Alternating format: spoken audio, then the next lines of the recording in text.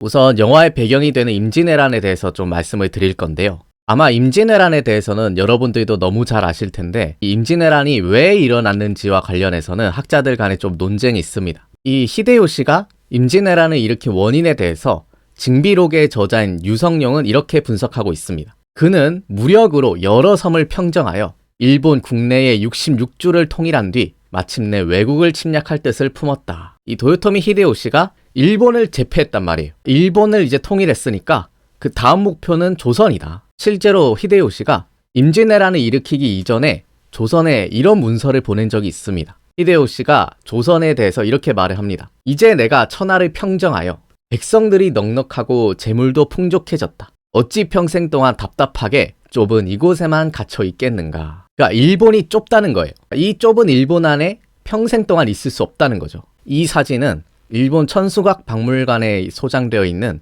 히데요시가 평상시에 쓰던 부채인데요. 이 부채에 동아시아 지도가 그려져 있었다는 겁니다. 지금 여기 보시는 게 일본이고요.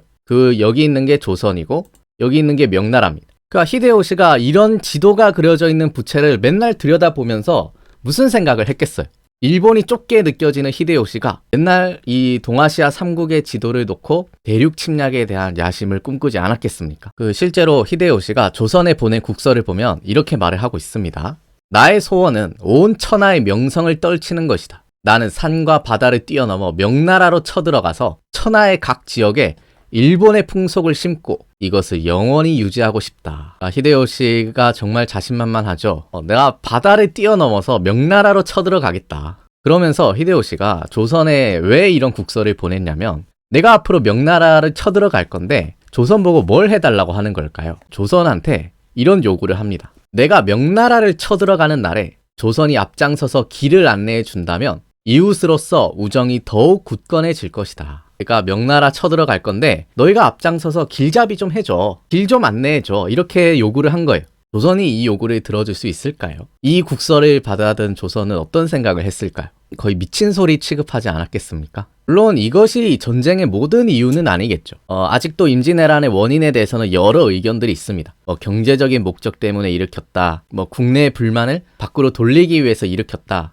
명나라와의 교역을 위해서 일으켰다. 여러 가지 설들이 있는데 제가 이 시간에는 그것들을 다 설명하기에는 시간이 너무 많이 걸려서 오늘은 히데요시가 조선에 보낸 국서의 내용만 이렇게 살짝 소개를 해드렸어요. 그렇게 히데요시가 조선에 그런 국서를 보내고 나서 이렇게 말로만 그치는 게 아니라 실제 행동으로 옮기기 위한 준비를 합니다. 지금 여기가 부산이고요. 그 밑에 쪽에 보면 여기에 성을 쌓고 전진기지로 삼습니다. 이 병풍이 그 나고야 성을 그린 병풍 그림인데요. 조선을 침략할 때 최전방기지로 삼았던 곳이기도 해요. 이 병풍을 보면은 전쟁을 준비하기 위해서 쌓았던 성이 얼마나 규모가 컸는지를 알 수 있고요. 우리가 나중에 주목해야 되는 배가 나오는데 바로 안택선이라고 하는 배입니다. 이 배가 다른 일반 배와 좀 다른 특징 같은 게 뭐가 있을까요? 이 안택선의 택자가 우리 주택, 저택할 때 택자인데요. 실제로 배 위에 이렇게 집이 있습니다. 그래서 영화를 보셔도 이 안택선이 재현된 것을 확인할 수 있어요. 배 위에 뭔가 기와집 같은 게 올라가 있는 걸 많이 보셨죠? 나중에 이순신 장군이 이 배와 싸우게 되는 겁니다. 이렇게 일본이 성도 쌓고 전쟁 준비도 하고 조선에 이상한 국서도 보내고 뭔가 심상치가 않으니까 조선도 가만히 있었던 건 아니에요. 조선도 임진왜란이 터지기 이전에 일본의 사신을 파견해서 일본의 상황이 어떠한지를 정탐하려고 했습니다. 임진왜란이 일어나기 한 해 전인 1591년에 일본을 한번 살펴보고 왔던 조선의 사신들이 들어오게 되는데요. 당시 정사는 황윤길이었고 부사는 김성일이었어요. 근데 이 정사와 부사의 의견이 달랐어요.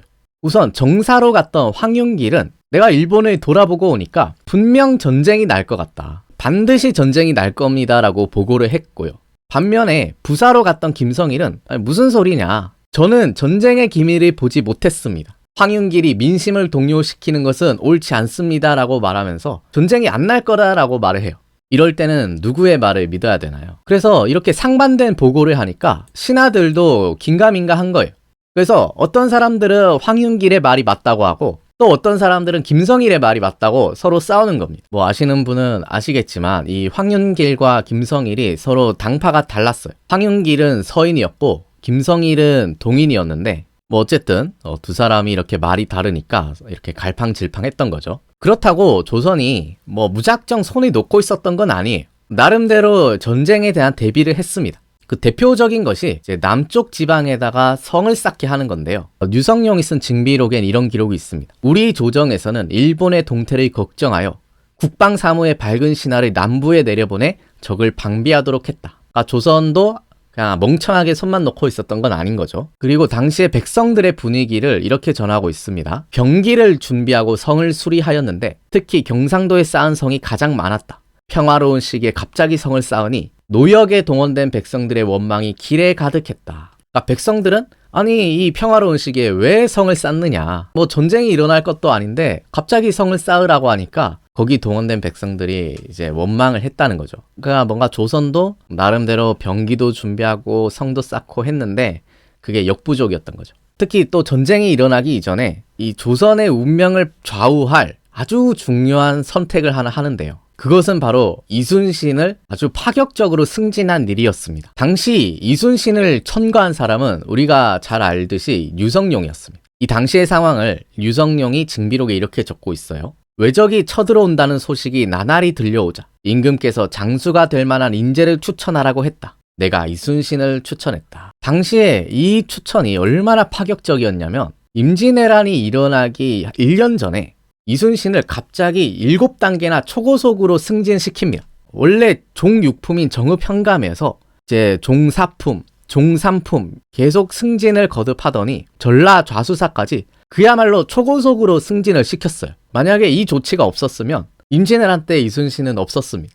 당시에 이 이순신의 초고속 승진은 사실 거의 전례가 없었던 일이긴 해요. 이게 승진이 너무 파격적이니까 신하들이 당연히 반대를 합니다. 예를 들어 사간원에서 이렇게 반대해요. 아직 군수로 부임하지도 않은 이순신을 갑자기 전라좌수사에 임명하시니 승진의 남용이 너무 심합니다. 그러니까 우리야 이순신의 능력이나 재능을 알지만 군수를 갑자기 정삼품까지 파격적으로 승진을 시키니까 신하들이 당연히 어리둥절할 수밖에 없었겠죠. 근데 놀라운 건 선조의 반응인데요. 선조가 이 신하들의 이러한 지적에 대해서 이렇게 말을 합니다. 이순신의 승진이 이례적인 것은 나도 안다.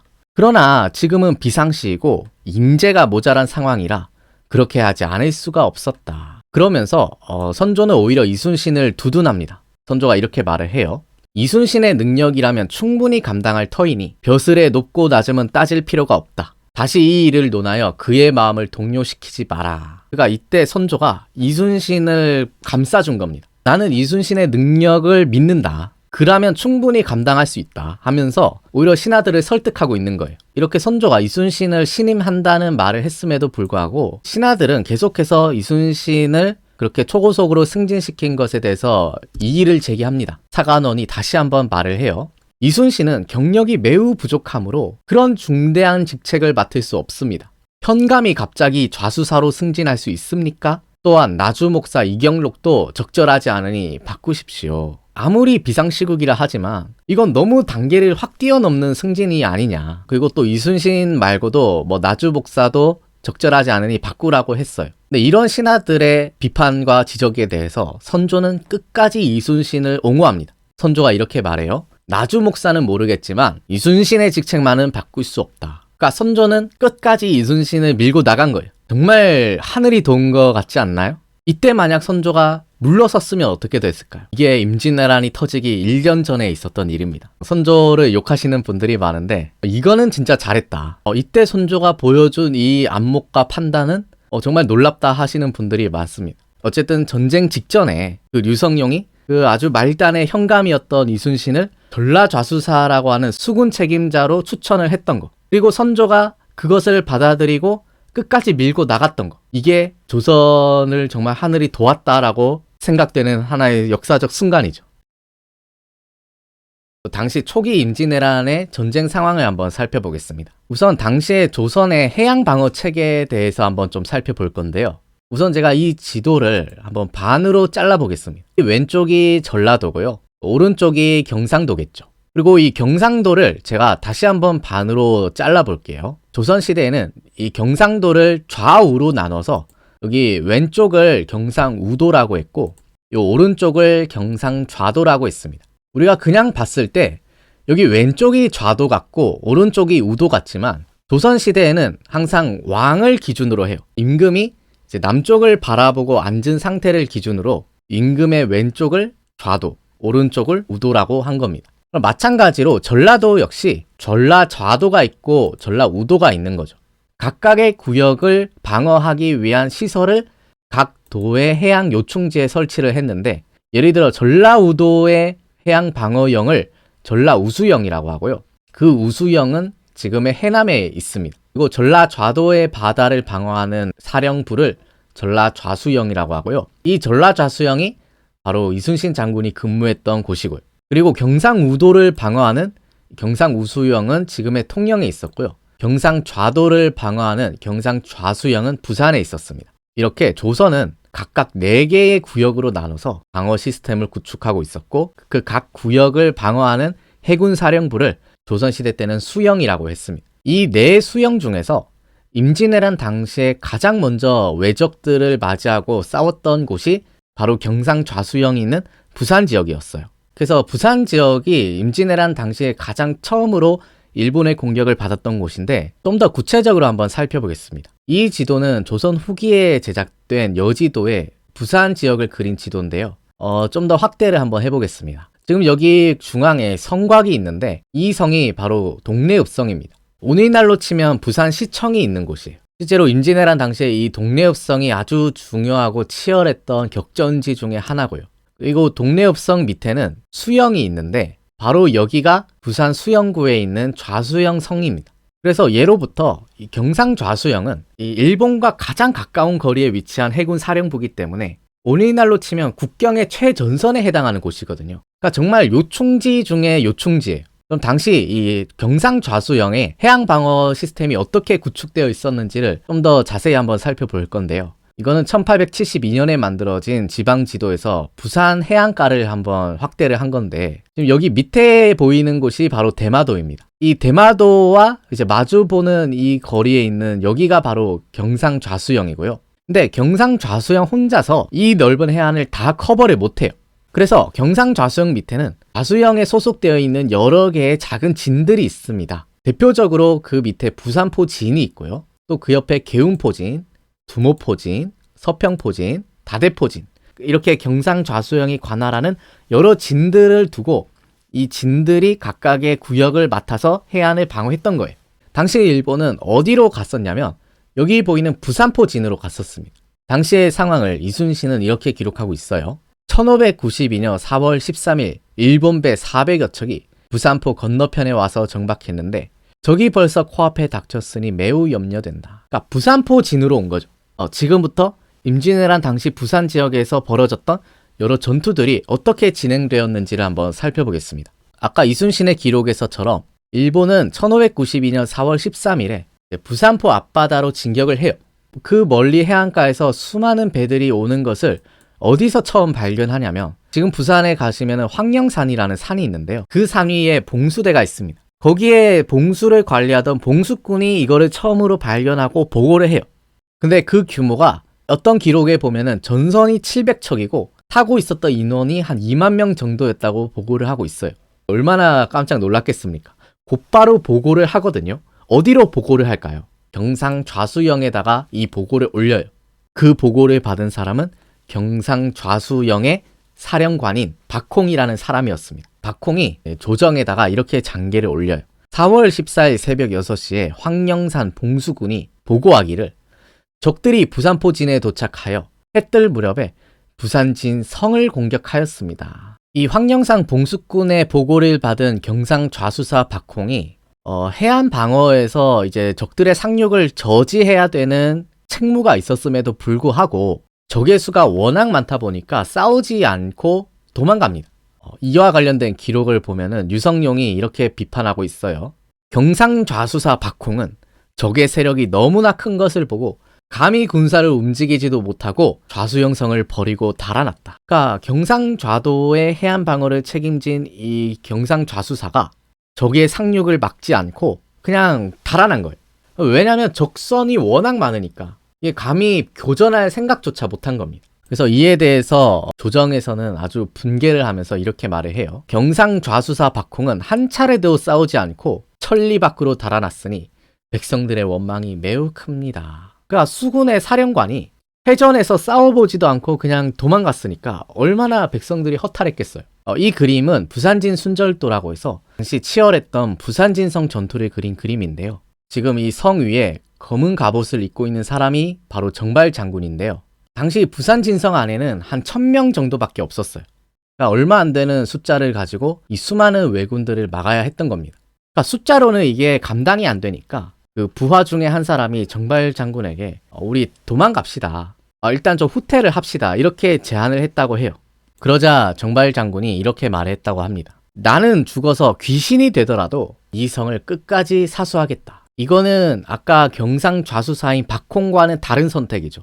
박홍은 적의 수가 많기 때문에 싸울 수 없다고 판단하고 도망갔지만 정발 장군은 비록 수는 적지만 한번 끝까지 싸우겠다. 내가 죽어서 귀신이 되더라도 이 성을 지키겠다라고 천명을 하고 싸운 겁니다. 그렇게 해서 열심히 싸우는데 숫자가 너무 중과부적이기 때문에 결국 이 성이 함락되게 됩니다. 그리고 정발 장군도 이제 전사를 하게 되는데요. 당시 적장이 이렇게 말을 했다고 합니다. 부산 전투에서는 검은 갑옷을 입은 장군이 가장 무서웠다. 만약 성이 튼튼하고 군사가 많았다면 끝내 이길 수 없었을 것이다. 그래서 정발 장군이 검은 갑옷을 입었다고 해서 이제 별명이 흑의 장군, 흑의 장군이라고 불리기도 하고요. 지금도 부산 동구에는 이렇게 정발 장군 동상이 세워져 있기도 합니다. 이렇게 부산 진성이 함락된 이후에 또 다대포 쪽에서도 전투가 일어나게 되는데요. 지금 보이시는 이 그림이 바로 당시의 다대포성 전투를 그린 그림입니다. 이 다대포성을 지키고 있었던 사람이 윤응신 장군인데요. 정말 놀랍게도 윤응신 장군이 일본군을 상대로 해서 한 차례 승리를 거두게 돼요. 이 사실이 윤응신의 순절비에 적혀 있는데 부산 진성을 함락한 왜군이 다대포를 포위했다. 윤응신 첨사가 힘써 싸웠는데 적을 격퇴하였다. 그가 그 한 차례 왜군을 격퇴를 한 겁니다. 그래서 오늘날 학자들은 이게 임진왜란 최초의 승리가 아니냐. 어쨌든 한 차례는 막은 거죠. 한 차례를 막았는데 아무래도 적이 다시 쳐들어올 것 같으니까 역시 밑에 있었던 부하가 윤응신 장군한테 우리 달아납시다. 잠깐 후퇴를 합시다. 이렇게 건의를 했다고 해요. 그때 윤응신 장군은 어떤 선택을 할까요? 달아났을까요? 아니면 끝까지 성을 지켰을까요? 당시의 상황을 이렇게 기록하고 있습니다. 사람들이 머지않아 적들이 반드시 보복하여 공격해 올 것이니 피하는 방법밖에 없습니다. 그랬더니 윤응신 장군이 뭐라고 했어요? 오직 죽음만이 있을 뿐이다. 그러니까 여기서 죽겠다. 여기서 끝까지 싸우겠다. 이런 선택을 한 거죠. 이 말을 한 지 얼마 지나지 않아서 실제로 왜군이 다시 쳐들어왔는데 그때 열심히 윤응신 장군이 싸웠지만 결국 전사를 하게 돼요. 다음날 마침내 적의 대군이 공격해오니 윤응신 첨사가 군사를 이끌고 분투하였으나 끝내 전사하고 성이 함락되고 말았다. 이렇게 해서 정발 장군과 윤응신 장군이 이제 전사를 하고 부산에 본격적으로 왜적들이 상륙을 하고 육지로 올라오게 됩니다. 이렇게 부산진과 다대포가 뚫렸단 말이에요. 다음 왜군이 향하는 곳은 어디일까요? 다음 일본의 타겟은 바로 이곳. 당시에 동래 동원과 동래 읍성이 있었던 이곳인데요. 이제 여기가 뚫리면 이제 부산이 다 넘어가게 되는 거죠. 근데 당시 여기를 지키고 있었던 사람이 바로 동래부사 송상현입니다. 오늘날로 치면 부산시장이라고 할 수 있겠는데요. 과연 동래부사 송상현은 이 왜적들이 쳐들어오고 있는 이 상황에서 어떤 선택을 할까요? 경상좌수사 박홍처럼 도망갈 수도 있는 거고 아니면 정발 장군이나 윤응신 장군처럼 끝까지 이제 백성들과 군인들과 함께 성을 사수할 수도 있는 건데 이 이후의 상황은 다음 3부에서 한번 계속해서 살펴보도록 하겠습니다.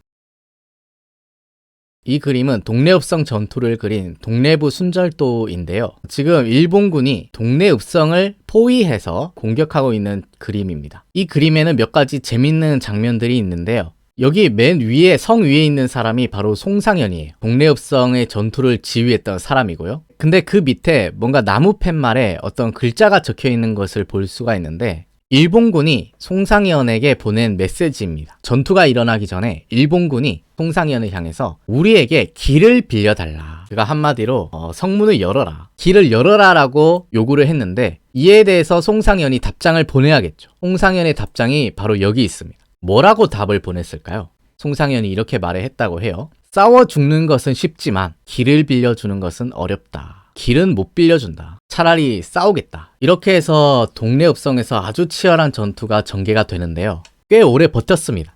그런데 이제 결정적으로 이 성 북쪽에 이 성벽이 허물어지면서 결국 동래읍성이 무너지게 됩니다. 그리고 송상현 장군은 대세가 넘어갔다. 성이 이제 함락됐다는 것을 직감하고 조정에 있을 때 관복으로 갈아입어요. 지금 여기 보이시는 이분이 바로 송상현 장군인데요. 관복으로 갈아입고 임금을 향해서 절을 합니다. 임금께 마지막으로 인사를 하고 외적들의 손에 최후를 맞이하게 됩니다. 그래서 지금도 부산에 가시면 이렇게 송상현 동상이 세워져 있어요.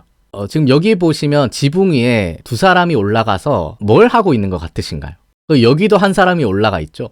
그러니까 이거는 무기가 다 떨어진 거예요. 무기가 다 떨어지니까 지붕에 올라가서 기와 한 조각이라도 던져서라도 외적들을 막으려고 했던 처절한 상황을 이렇게 그림으로 표현한 건데 놀랍게도 이에 대한 기록이 남아 있습니다. 백성 가운데 김상이라는 사람이 지붕에 올라가 기와를 뜯어서 적을 공격했고 마을 여인 두 사람도 기와를 뜯어 그를 도왔다. 이렇게 백성들은 그 기와를 던져가면서까지 외적들을 막으려고 싸우고 있었는데 그 상황에서 이 육군 지휘관이 도망갑니다. 병마절도사 이각이라는 사람인데요. 지금 이각이 도망가고 있습니다. 지금 여기 막 모자가 벗겨지면서 지금 깃발도 다 내팽개치고 지금 달아나고 있죠.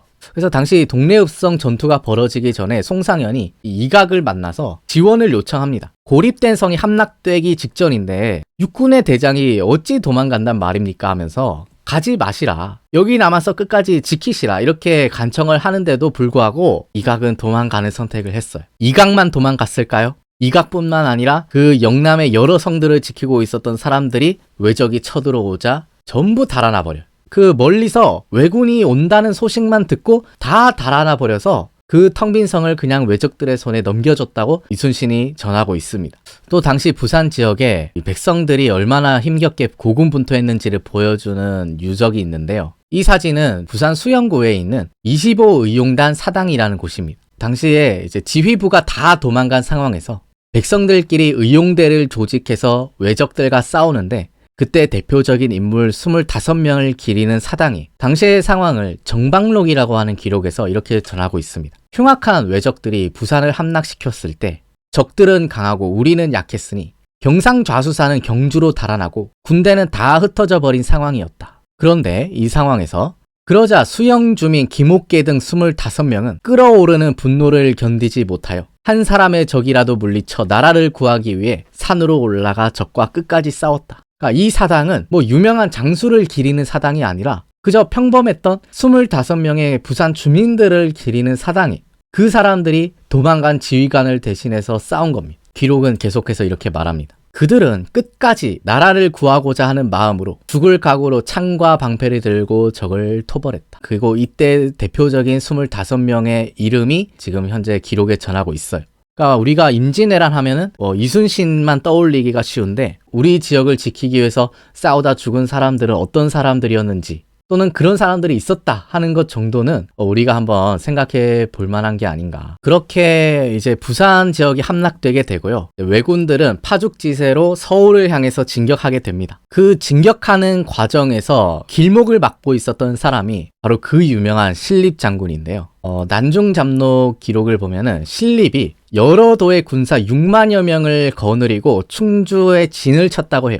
조선이 믿고 있었던 거는 바로 신립이었습니다. 근데 난중잡록에는 6만 명이라고 되어 있지만 예를 들어 류성룡이 쓴 징비록을 보면은 신립이 충주에 가서 여러 군사들을 모았을 때 한 8,000명 정도였다라고 적고 있고요. 그리고 선조실록에도 신립이 거느린 군대가 한 수천 명 정도였다. 한 8,000명 내외였다. 이렇게 적고 있거든요. 어쨌든 당시로서 조선은 모든 병력을 집중해서 신립에게 저지하라는 책무를 맡긴 상황이었습니다. 근데 신립이 한 가지 오판을 하게 되죠. 예를 들어 김여물이라는 사람은 신립에게 이렇게 말을 합니다. 저들은 수가 많고 우리는 적으니 직접 맞붙을 수는 없습니다. 조령고개의 험준한 요새를 지키면서 방어하는 것이 적합합니다. 그러니까 김여물은 조령고개에 진을 치자고 한 거예요. 아주 험준한 산맥이 있거든요. 그 험준한 산맥에다가 진을 치자. 이에 대해서 신립이 이렇게 말을 합니다. 조령은 기마병을 활용할 수 없으니 들판에서 한바탕 싸우는 것이 적합하다. 이렇게 해서 그 유명한 탕금대에다가 진을 치게 됩니다. 그 탕금대 뒤쪽에는 강이 있기 때문에 사실상 배수진입니다. 그 배수진을 치고 넓은 들판에서 조총을 가지고 있는 일본군과 맞서 싸운 건데 결과가 어떻게 됐을 것 같으신가요? 당시에 그 처참했던 상황을 이렇게 적고 있어요. 신립의 군대가 크게 패했으며 물에 빠져 떠다니는 시체가 강을 덮었다. 그래서 오늘날 학자들은 왜 신립이 그 조령고개를 버리고 그 넓은 탕금대에다가 진을 쳤을까? 그것도 조총을 상대로.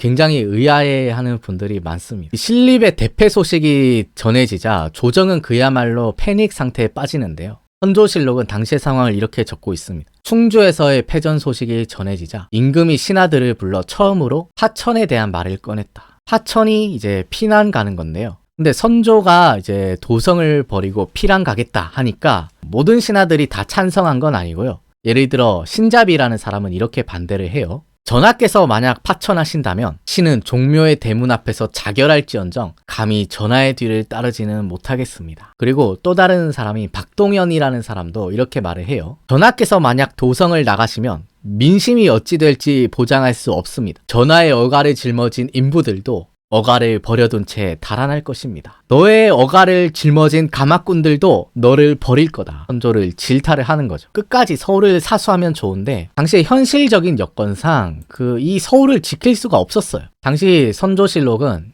파천의 불가피성에 대해서 이렇게 적고 있습니다. 이때 도성의 백성들은 모두 뿔뿔이 흩어졌으므로 도성을 지키고 싶어도 그럴 형편이 못 되었다. 도성은 무슨 군대로 지킵니까? 그러니까 이게 지키고 싶어도 지킬 수가 없었던 거죠. 그렇게 해서 1592년 4월 30일 새벽에 어가가 도성 문 밖을 나가서 파천을 떠나게 되는데요. 당시의 상황을 선조실록은 이렇게 전하고 있습니다. 새벽에 임금이 말을 타고 궁궐을 나왔다. 온종일 비가 쏟아졌고 궁인들은 통곡했다. 어가를 따르는 인원은 100명이 되지 않았다. 얼마나 서글픈 장면인가요? 심지어 비까지 내립니다. 도성문을 나가는 왕의 행렬을 본 백성들이 이렇게 말을 했다고 해요. 백성들이 멀리서 어가를 바라보고 통곡하며 국가가 우리를 버리고 떠나니 우리는 앞으로 뭘 믿고 살아야 합니까? 국가가 우리를 버렸는데 우리가 이제 어떻게 살아야 되냐? 앞으로 뭘 믿어야 되냐? 그래서 이 백성들이 그 왕의 피난 행렬을 보고 궁궐에다가 불을 지르게 되는데요. 이 놀라운 상황을 유성룡의 징비록은 이렇게 전하고 있습니다. 동쪽에서 하늘이 점차 밝아왔다. 도성 쪽을 돌아보니 남대문 안에 큰 창고에서 불길이 하늘로 치솟고 있었다. 그러니까 이제 어슴풀에 이제 해가 떠오르는데 뒤를 이렇게 돌아보니까 저 도성 쪽에서 불길이 치솟고 있었다는 거죠. 마찬가지로 실록에는 이렇게 전해요. 어가가 떠나려 할 즈음에 간악한 백성들이 왕실 창고에 들어가 노략질을 하고 불을 질렀다. 경복궁, 창덕궁, 창경궁이 일시에 타버렸다. 여기 실록에는 이 백성들을 간악한 백성이라고 적고 있는데요. 그 궁궐에다가 불을 지른 백성들의 행동에 대해서 여러분들은 어떻게 생각하시나요? 어떤 분들은 오죽했으며 백성들이 오죽 그 지배층에 대해서 분노하고 환멸을 느꼈으면 불을 질렀겠느냐 이렇게 생각하실 수도 있고, 또 어떤 분들은 아무리 그래도 그렇지 궁궐에 불 지르는 건 너무 심하지 않느냐 이렇게 생각하실지도 모르겠는데, 그 어쨌든 지배층들은 사실 이런 상황이 안 오게끔 했어야죠. 신하들이 선조에게 이렇게 말을 했다고 해요. 종묘사직을 지키지 못하고 어가가 파천한 것은 신들 모두에게 죄가 있습니다. 신하들이 이게 다 우리 책임입니다 하는 거죠. 신하들의 이 말을 들은 선조가 이렇게 말을 해요. 경들에게 무슨 죄가 있겠는가? 이것은 나의 죄다. 당시 일본군의 북상 속도가 너무 빨라서 조선의 운명이 정말 풍전등화와 같은 위기에 놓이게 됩니다. 당시의 상황을 유성룡이 징비록에서 이렇게 적고 있어요. 적군이 함경도로 들어오니 두 왕자가 붙잡혔다. 이리하여 남북도의 여러 군현이 모두 적의 수중에 점령당했다. 이렇게 왜군이 너무나 빠른 속도로 진격해오니까 당시 명나라 중국에서는 이 현상을 이렇게 이해를 했다고 해요. 중국은 외적의 진격이 비록 빠르더라도 이렇게 빠를 수는 없을 것이라 의심하여 혹시 조선이 외적의 앞잡이가 된 것이 아닌가 하고 오해했다. 그러니까 조선이 너무 빠르게 무너지니까 혹시 조선이 일본에게 붙은 게 아니냐 하면서 의심을 했다는 거예요. 아니, 이렇게 빠를 수가 있느냐. 어떻게 조선이 이렇게 허무하게 무너지느냐 했다는 거죠. 이렇게 선조는 피난을 가고 외적들은 빠르게 올라오는 상황에서 조정에서는 이제 어떻게 해야 될지 논의하게 되는데요. 다급해진 건 선조였습니다. 선조가 신하들에게 이제 어떻게 해야 되느냐 하고 물어봐요. 일이 이렇게까지 되었으니 내가 어디로 가야 하겠는가? 속에 있는 생각을 솔직하게 말하라. 이때 이항복이라고 하는 신하가 선조한테 이렇게 말을 합니다. 어가가 의주에 머물만 합니다. 만약 형세와 힘이 다하여 팔도가 모두 함락된다면 곧바로 명나라로 넘어갈 수 있습니다. 여차하면 명나라로 갑시다. 이렇게 말을 한 거죠. 이 말을 듣고 있었던 유성룡이 깜짝 놀라서 선조한테 이렇게 말을 합니다. 아니 되옵니다. 어가가 조선 땅을 한 걸음이라도 벗어나면 조선은 더 이상 우리 땅이 아니게 됩니다. 아니, 어떻게 왕이 우리나라를 벗어날 수 있느냐. 우리 임금의 어가가 단 한 걸음이라도 조선 땅을 벗어나게 되면은 그 순간 조선은 더 이상 조선이 아니게 됩니다. 근데 유성룡의 이 말을 들은 선조가 나의 본심은 명나라에 내부하는 것이다. 이 내부라는 말은 빌붙겠다는 거예요. 그러니까 뭐 여차하면 조선을 떠나서 명나라로 내가 들어가겠다 하는 거죠. 이렇게 조정에서는 뭐 명나라로 가니 마니 하고 싸우고 있는 동안에 우리 남해안에서는 우리 이순신 장군이 있었습니다. 이순신 장군은 이미 전쟁이 터지기 이전부터 착실하게 전쟁 준비를 하고 있었어요. 이순신의 행록에 이런 기록이 있습니다. 이순신이 좌수영에 부임했을 때 외적이 틀림없이 쳐들어올 것이라며 본영과 소속 진에 있는 무기를 모두 보완하고 수리했다. 그러니까 이순신은 이미 전쟁 이전부터 전쟁 준비 태세를 갖추고 있었다는 거예요. 근데 이런 상황에서 우리가 지난 시간에 살펴본 신립이 수군 폐지를 건의하게 됩니다. 신립이 이렇게 말했다고 해요. 수군을 없애고 모든 병력을 육군에 집중해야 됩니다. 놀랍게도 조정에서는 신립의 건의를 받아들입니다. 기록을 보면 경상, 전라, 충청도의 수군을 폐지하고 모든 장수들한테 육지로 올라와서 싸워라. 이렇게 명했다는 거예요. 수군을 없애고 다 육지에다가 집중시키는 전략을 했던 겁니다. 이 명을 받은 이순신이 그건 안 됩니다. 바로 상소를 올려서 바다의 적을 막는 것은 수군만 한 것이 없습니다. 바다와 육지의 싸움 가운데 어느 한쪽도 없앨 수 없습니다 하면서 수군 폐지에 반대를 해요. 그리고 정말 다행스럽게도 조정에서 이순신의 건의를 받아줍니다. 그래서 이제 전라도 수군만은 온전할 수 있었다고 실록은 적고 있어요. 그러니까 전쟁 초기에 이 수군을 폐지하려고 했던 이 조정의 전략을 이순신이 부당하다는 것을 알고 막은 거죠. 이것도 정말 조선의 운명을 좌우했던 결정적인 순간이 아니었나 하는 생각이 듭니다. 이 사진은 당시 우리 조선 수군의 주력 배인 판옥선인데요. 거북선은 사실 이 판옥선 위에다가 이렇게 뚜껑을 덮은 겁니다. 당시 거북선을 만들었던 기록을 행록에서 찾을 수 있는데 이렇게 되어 있어요. 새로운 전선을 만들었는데 크기는 판옥선과 같았고 판옥선 위에 판자를 덮었다. 이 배가 바로 거북선이죠. 좀 더 구체적으로는 이렇게 되어 있습니다. 판자 위에는 칼과 송곳을 꽂아 발 디딜 틈이 없게 하고 앞에는 용머리를 만들어 붙였는데 그 입으로 포를 발사할 수 있었다. 그래서 이 거북선이 영화 한산에서도 굉장히 웅장하게 잘 그려졌는데 이순신이 직접 본인의 입으로 이 거북선의 생김새에 대해 묘사한 기록이 있습니다. 이순신의 장기에 나오는 내용인데요. 신이 외적이 쳐들어올 것을 염려하여 특별히 거북선이라는 것을 만들었는데 앞에는 용머리를 설치하여 그 입으로 대포를 쏘고 등에는 쇠못을 꽂았습니다. 어쨌든 이순신이 남해에서 그렇게 열심히 전쟁 준비도 하고 수군 폐지도 막고 싸움에 임할 각오를 보이고 있었는데 이때 선조는 무조건 그냥 중국에 갈 생각밖에 없었어요. 선조 25년 6월에 마침내 임금이 중국으로 건너갈 계획을 정하고 이러한 뜻을 적은 공식 문서를 중국에다가 보내게 돼요. 내가 중국에 가겠다. 또 다른 기록을 읽어보면 이때 우리나라는 연달아 중국에 사신을 보내 구원병을 요청하였으며 또한 중국의 속국이 되겠다고 애걸하고 있었다. 네, 이 상황에 대해서 유성룡은 이렇게 설명을 하고 있습니다. 왜군은 이미 평양성을 함락시켰고 아침 저녁 사이에 압록강에 이를 것으로 예상되는 등 사태가 매우 위급했기 때문에 중국의 속국이 되는 것까지 생각한 것이다. 근데 이 당시에 참 조선에게 큰 천운이 따라주게 되는데요. 이렇게 금방이라도 들이닥칠 것 같았던 왜군의 선봉장인 고니시 유키나가가 평양을 점령한 이후에 더 이상 올라오지 않는 겁니다. 당시의 상황을 류성룡은 징비록에서 이렇게 전하고 있어요. 다행히 평양성에 들어간 일본군이 더 진격하지 않아 민심이 다소 안정을 찾았고 그 사이에 군대를 수습하고 명나라 원군까지 도착해서 국토를 회복할 수 있었다. 이게 학자들도 되게 의아해하는 대목인데요. 당시 선봉장이었던 고니시 유키나가가 평양성에 들어간 이후에 더 올라오지를 않는 거예요. 이러한 사실은 징비록뿐만 아니라 난중잡록이란 기록에서도 확인할 수 있는데요. 왜군이 평양에 들어간 이후에 더 진격하지 않고 마치 무엇인가를 두려워하여 감히 움직이지 못하는 것처럼 보였다. 뭔가를 두려워하는 것 같았다. 고니시가 두려워했던 것은 무엇일까요? 그 답은 바로 남해의 이순신의 수군의 승리에서 찾을 수 있는데요.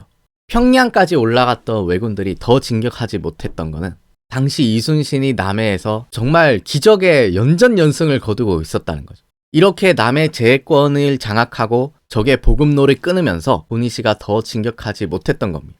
그래서 이 이순신의 승전보를 거둔 조정이 이렇게 희망을 갖게 됩니다. 비변사가 이렇게 말을 해요. 전쟁이 일어난 이래 우리 조선은 한결같이 패전만 거듭해 왔습니다. 그런데 처음으로 당항포에서 왜적을 상대로 이와 같은 대승을 거두었으니 이보다 더 큰 공은 없습니다. 그래서 이순신이 남해에서 제해권을 장악하면서 보급로를 끄는 것, 이것 덕분에 고니시가 더 북상하지 못했던 부분에 대해서 류성룡이 이렇게 평가를 하고 있습니다. 적군은 본래 수군과 육군이 합세하여 진격할 계획이었는데 이순신이 적의 수군을 꺾었기 때문에 고니시가 비록 평양을 점령했으나 형세가 고립되어 감히 북상하지 못했던 것이다. 이때 만약 이순신이 적의 수군을 꺾지 못했으면 고니시는 당연히 북상을 했겠죠. 실제로 당시에 고니시 유키나가가 평양을 점령한 이후에 조선 조정에다가 이런 내용의 편지를 보냈다고 해요. 지금 일본 수군 10만 명이 바다를 건너 북상하고 있는데 대왕께서는 어디로 가시렵니까? 하면서 조선을 약간 도발하는 듯한 편지를 보낼 정도로 자신감이 넘쳤거든요. 이렇게 여유를 보였던 고니시가 이순신의 그 승리는 예상을 못했던 거죠. 고니시가 말하고 있는 이 일본 수군 10만 명은 물론 이 10만 명이라는 숫자는 좀 과장이 됐습니다만 이순신에 의해서 차단을 당한 겁니다. 이 바다를 건너오는 일본 수군을 조선의 이순신이 꺾으면서 고니시 유키나가의 선봉대도 평양에 발이 묶이게 된 겁니다. 그렇게 되면서 조선은 시간을 번 거예요. 명나라가 들어올 시간, 군대를 재정비할 시간, 민심을 수습할 시간, 또 바다에서 이순신은 연전연승을 거두고 있고 이 전쟁의 전세가 이제 조금씩 팽팽해지게 됩니다. 오늘은 한산도 해전이 실제 역사 속에서 어떻게 진행되었는지를 한번 살펴보겠습니다. 우선 한산도 해전이 어디에서 일어났는지를 먼저 지도에서 살펴보면요. 한산도는 바로 여기에 있어요. 그리고 이 한산도 위쪽으로 가다 보면은 여기 좁은 골목에 견내량이라고 하는 길목이 있습니다. 당시 일본 수군의 전략은 이 조선 수군을 이 좁은 길목인 견내량으로 유인을 해서 거기서 조선 수군과 싸울 계획을 가지고 있었어요. 당시의 상황을 선조실록은 이렇게 적고 있어요. 원균이 앞서의 승리를 자신하여 곧장 견내량으로 들어가 격파하려 하자 이순신이 말하기를 이곳은 입구가 좁으니 넓은 바다로 유인해야 된다라고 했다. 그러니까 아까 우리가 봤던 견내량은 길목이 좁잖아요. 그러니까 이순신은 아니 거기는 입구가 좁지 않느냐, 넓은 바다로 유인을 해야지 그 좁은 길목인 견내량으로 어떻게 들어가냐 하는 거죠. 근데 원균은 또 이순신의 말을 안 들으려고 해요. 그러자 이순신이 화가 나서 또 이렇게 한마디 합니다. 원균이 이순신의 말을 듣지 않으려고 하자 이순신이 말하기를 공은 병법을 그리도 모르는가 하였다. 이렇게 해서 이순신의 말대로 적들을 이제 넓은 바다로 유인해서 섬멸하는 계획을 세우게 됩니다. 그래서 배 몇 척을 보내서 적들을 유인해 오게 돼요. 당시의 상황을 실록은 이렇게 전합니다. 이순신이 여러 장수에게 영을 내려 거짓으로 패하는 척하며 후퇴하니 과연 적들이 기세를 몰아 추격해왔다. 그렇게 넓은 한산도 쪽으로 유인해온 적들을 이순신이 하객진을 펼쳐서 섬멸하게 됩니다. 당시의 상황을 실록은 이렇게 전합니다. 적들이 한산도 앞바다에 도착하는 순간 곧바로 배를 돌려 전투를 개시하니 화포 연기가 온 바다를 뒤엎고 적선 70여 척을 남김없이 부수었다. 이 부분은 이순신이 직접 올린 장계에서도 확인할 수 있습니다. 적들이 넓은 바다까지 뒤쫓아 나왔기에 장수들에게 명하여 하객진을 펼치고 한 번에 일제히 나아가며 화포를 쏘았다. 이게 바로 그 유명한 한산도 해전입니다. 당시 이순신 장군의 한산도 해전에 대한 평가를 류성룡은 징비록에서 이렇게 해요. 이순신의 승리로 전라, 충청, 황해, 평안도 일대를 보전함으로써 군량을 보급시켰고 조정의 명령이 전달되도록 하여 나라를 다시 일으킬 수 있었다. 어떻게 이런 일이 가능했던 걸까요? 너무 놀랍지 않습니까? 그래서 류성룡도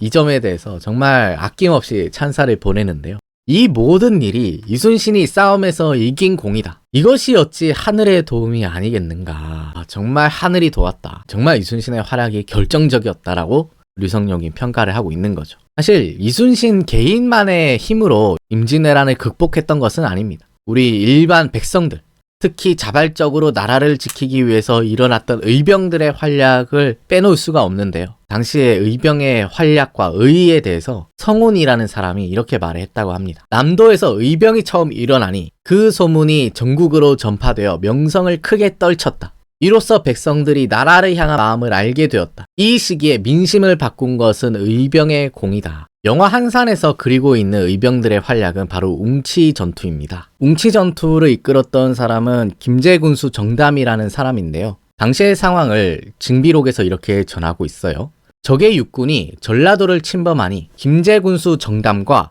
해남 현감 변은정 등이 힘껏 싸웠다. 목책을 세우고 화살이 닿을 때까지 싸웠으나 끝내 두 사람이 전사하고 방어선도 무너졌다. 당시에 부하들이 정담 장군한테 피하십시오. 잠깐 후퇴합시다. 이렇게 건의를 했는데 정담 장군이 이렇게 말을 했다고 해요. 내가 한 놈이라도 더 베고 죽는 것이 낫지 도망하여 적의 기세를 올려줄 수는 없다. 왜 도망을 안 가냐? 도망가면 적의 기세가 올라간다는 거예요. 실제로 김제군수 정담 장군은 이 웅치 전투에서 전사하게 됩니다. 이렇게 정담 장군의 희생과 또 백성들의 어떤 결전 덕분에 전라도를 결국 수호를 하게 되는데요. 당시의 상황을 징비록이 이렇게 전합니다. 다음날 왜적들이 전주성으로 쳐들어오자 관리들은 모두 달아났는데 마을 사람 이정란이 백성들과 함께 성을 굳게 지켰다. 그리고 놀랍게도 이 백성들이 또 전라도를 지키게 돼요. 적들은 성 밑에 이르러 몇 번 둘러보다가 감히 쳐들어오지 못하고 후퇴했다. 이 싸움으로 전라도만은 홀로 보전되었다. 이처럼 전라도는 정담 장군 같은 지휘관들의 희생과 또 이 전주성을 지킨 백성들의 용기 그리고 전국 각지에서의 의병들의 활약 덕분에 보존되게 됩니다. 그래서 후대에 이수광이 이렇게 의병들을 극찬을 해요. 당시 의병장이라 칭하는 자가 무려 몇백 명에 달했다. 이로써 왜적을 무찔렀으니 나라를 회복한 것은 모두 의병의 힘이다.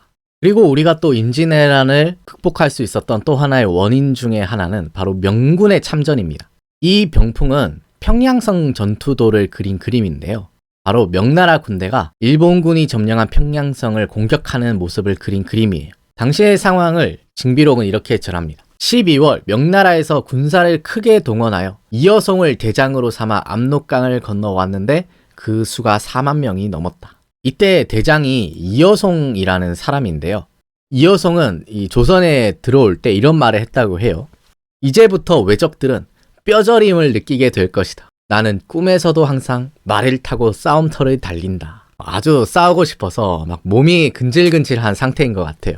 당시에 이여송이 이처럼 자신감을 표방한 이유 중에 하나는 바로 이 대포였습니다. 실제로 이 평양성 전투도를 보면 대포가 그려져 있는 것을 알 수 있는데요.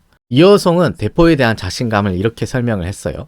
외병들이 믿는 것은 조총뿐인데 우리에겐 대포가 있으니 저들이 어찌 당하겠는가. 그리고 실제로 평양성 전투 당시에 이 대포의 활약이 컸습니다. 명군은 대포로 성을 공격했는데 대포 소리가 산과 땅을 진동시키고 화포 연기는 하늘을 가릴 정도였다. 이렇게 대포를 앞세운 명군의 활약에 의해서 일본의 선봉장인 고니시는 후퇴를 하게 됩니다. 지금 여기 보이는 이 사람이 일본의 선봉장인 고니시 유키나가인데요. 지금 뭔가 보고를 듣고 이제 성문에 빠져나가려고 하는 장면을 그린 거예요. 기록엔 이렇게 되어 있습니다. 적의 장수 고니시 등은 남은 군사를 거느리고 밤을 새워 달아났다. 그를 사로잡았다면 모든 강산을 수복할 수 있었을 것인데 애석하다. 고니시가 못 빠져나가도록 했어야 되는데 이제 놓친 거죠. 이렇게 평양성을 수복한 명나라와 조선연합군은 상당히 큰 자신감을 가지게 됩니다. 근데 이때 이여송이 도망가는 왜군을 쫓다가 매복에 걸려서 크게 대패를 하게 돼요. 벽제관 전투인데요. 이여송이 파주까지 진격하여 적군과 싸웠으나 이기지 못하고 개성으로 돌아와 진을 쳤다. 이렇게 해서 평양을 내줬던 일본군이 약간 내려가게는 됐지만 다시 전세가 팽팽해지게 됩니다. 이렇게 이여송의 명군이 전쟁을 마무리 짓지 못하자 이 전쟁을 종결내기 위해서 나섰던 사람이 있었습니다. 그 사람이 바로 이순신인데요. 이순신은 외적들의 근거지라고 할 수 있는 부산을 치면은 이 전쟁을 끝낼 수 있다고 생각했어요. 부산이 적의 뿌리니 그 소굴을 한번 뒤엎어야 적을 물러가게 할 수 있다라고 말을 합니다. 그래서 조선 수군을 이끌고 당시 일본군의 근거지인 부산을 치게 됩니다. 음력 9월 1일에 조선 수군이 이곳 다대포진을 치게 됩니다. 거기서 적선 8척을 만나서 승리를 거둬요. 그리고 좀 더 올라가서 서평포진에서 9척을 만나서 깨부수고요. 또 올라가서 이 전령도라고 하는 섬에서 적선 2척을 만나서 또 격파하게 됩니다. 이렇게 이순신의 함대가 다대포로부터 서평포 전령도를 거쳐서 쭉 올라가는데 이순신이 가려고 했던 최종 목적지는 어디였냐면 바로 이곳 부산포였습니다. 이 부산포진이 당시 일본 수군의 근거지였거든요. 여기를 때려 부수면 전쟁을 끝낼 수 있다. 당시 부산포진 앞바다에는 일본 수군이 이렇게 포진하고 있었고 그 바깥에 조선의 이순신의 함대가 포진을 하고 있었어요. 당시의 상황을 이순신이 이렇게 말을 해요. 작은 배를 부산 앞바다로 보내 적선을 살펴보게 하니 대략 500여 척이 선창 해안가에 정박하고 있었습니다. 그러니까 이게 무려 500여 척이에요. 그래서 당시 부하들이 이거는 너무 많습니다. 적의 수가 너무 많기 때문에 돌아가자고 건의를 해요. 근데 이순신 장군이 배를 돌리지 않습니다. 돌아가자고 하는 부하들한테 이렇게 말을 했다고 해요. 지금 만약 싸우지 않고 배를 돌린다면 외적들이 반드시 우리 수군을 가볍게 여길 것이다. 이렇게 해서 이순신은 배를 돌리지 않고 진격을 하게 됩니다. 여기를 들어가게 되는데 당시의 상황을 이순신이 장계에서 이렇게 설명을 해요. 그들의 여러 배를 앞에서 곧바로 공격했더니 그들은 모두 산으로 올라가 활과 총을 쏘았습니다. 우리 장수들은 더욱 울분이 치밀어 올라 죽음을 각오하고 돌격해 싸웠습니다. 일본군들이 바다에서는 도저히 상대가 안 되니까 전부 산으로 올라간 거예요. 거기서 활을 쏘고 총을 쏘면서 저항을 했다는 거죠. 근데 그런 상황임에도 불구하고 큰 성과를 올리게 되는데 우리가 죽음을 각오하고 싸우니 적의 기세는 크게 꺾였고 적선 100여 척을 여러 장수가 힘을 다해 쳐 부수었습니다. 이렇게 적선 100여 척을 침몰시키는 큰 전과를 올렸는데 그 이후의 상황을 이렇게 설명을 해요. 죽은 외적의 수가 얼마나 되는지 헤아릴 수 없었습니다. 육지로 상륙하여 적을 섬멸하고 싶었으나 해가 저물었기에 가덕도로 돌아와 밤을 보냈습니다. 이 해전이 바로 이순신의 부산포 해전입니다. 비록 전쟁을 종결시키지는 못했지만 그래도 적들의 근거지로 들어가서 선제 공격을 했고 또 100척의 함대를 침몰시키면서 적을 수세로 몰았던 것. 적들은 기세가 완전히 꺾이게 된 거죠. 그래서 이순신 장군이 실제로 이런 말을 했다고 해요. 내가 죽지 않는 한 적은 감히 조선을 침범할 수 없을 것이다. 평양까지 밀렸던 조선이 전세를 회복하고 오히려 일본군을 궁지로 모을 수 있었던 데에는 조선 수군의 활약이 컸다는 것을 다시 한번 느끼게 된 시간이었던 것 같아요. 그러는 중에 명나라와 일본 사이에 강화회담이 진행되게 돼요. 이 회담에서 일본은 명나라 측에게 다음과 같은 요구들을 하는데요. 한 몇 가지만 살펴보겠습니다. 첫 번째는 명나라 황제의 딸을 일본 천황의 후처로 보내라. 이거는 명나라 입장에서 과연 받아들여질 수 있을까요? 그리고 두 번째 요구는 우리가 받아들이기 힘든 건데요. 조선 4개의 도를 일본에 할양해라. 그러니까 사실상 조선 8도를 반으로 잘라가지고 절반은 일본한테 넘겨라. 그리고 조선의 왕자나 대신에 인질로 보내라. 이런 조건들이 있었습니다. 이런 일본의 말도 안 되는 요구를 도저히 수용할 수가 없는 거죠. 네, 이렇게 강화회담이 진행되고 있었던 한 3, 4년의 공백기 동안에 조선 조정에서 정말 말도 안 되는 일들이 벌어지게 되는데요. 그 중에 하나가 이순신을 백의종군시켰던 사건이죠. 조선 조정에서는 전쟁 영웅이었던 이순신에 대해서 의심을 하게 됩니다. 예를 들어 당시 도원수였던 권율이 이순신과 수군을 징계해야 된다고 장계를 올리는데요. 이순신이 4-5척의 적선을 발견하고도 뒷쫓아가 무찌르지 않았으니 이순신 이하 수군 장수들을 모두 징계해야 합니다. 권율뿐만 아니라 비변사에서도 이순신의 공적을 폄하하면서 죄를 줘야 된다고 말을 합니다. 이순신은 지난해 전투에서 이긴 것이 전부고 그 이후로는 한 번도 적을 무찌른 적이 없으므로 죄 주는 것은 마땅하니 징계하여 분발하도록 하십시오. 그리고 놀랍게도 선조가 그렇게 하라고 합니다. 이순신한테 징계를 해라. 참 안타깝게도 그 이후로도 선조는 계속해서 이순신을 의심하고 또 그의 공로를 폄하합니다. 이순신이 일을 게으르게 하는 게 아니냐 이렇게 묻기도 하고요. 그리고 또 다른 날에 이순신은 대장으로서 하는 짓이 잘못된 것 같다라고까지 말을 해요. 또 선조가 다른 날에는 이렇게 말을 합니다. 내 생각에는 이순신의 죄가 원균보다 심하다. 당시 이순신과 원균 사이에 사소한 불화가 있었는데요. 거기에 대해서 선조는 원균 편을 든 거죠. 이순신에 대한 이 선조의 의심은 여기서 그치지가 않는데요. 심지어 대놓고 이렇게 말을 해요. 이순신은 처음에는 힘껏 싸웠지만 그 뒤에는 작은 적을 잡는 일에도 소홀하고 싸우는 일이 없으므로 내가 늘 의심하였다. 그러고 또 이렇게 말을 합니다. 이순신의 사람됨을 볼 때 그가 과연 성공할 수 있는 자인가? 나는 어떤지 잘 모르겠다. 임진년의 그 위급했던 상황에서 이순신이 세웠던 공적들은 벌써 다 잊어버렸나요? 이제 조금 평화로운 시기가 왔다고 이순신을 이렇게 대우를 해도 되는 것인가? 이렇게 조정과 선조의 의심이 계속되던 때에 결국 이제 선을 넘는 사건이 터집니다. 이순신을 한양으로 잡아와서 고문을 하게 돼요. 이게 선조 30년 1월에 있었던 일인데요. 정류재란이 터지기 불과 몇 달 전의 상황입니다.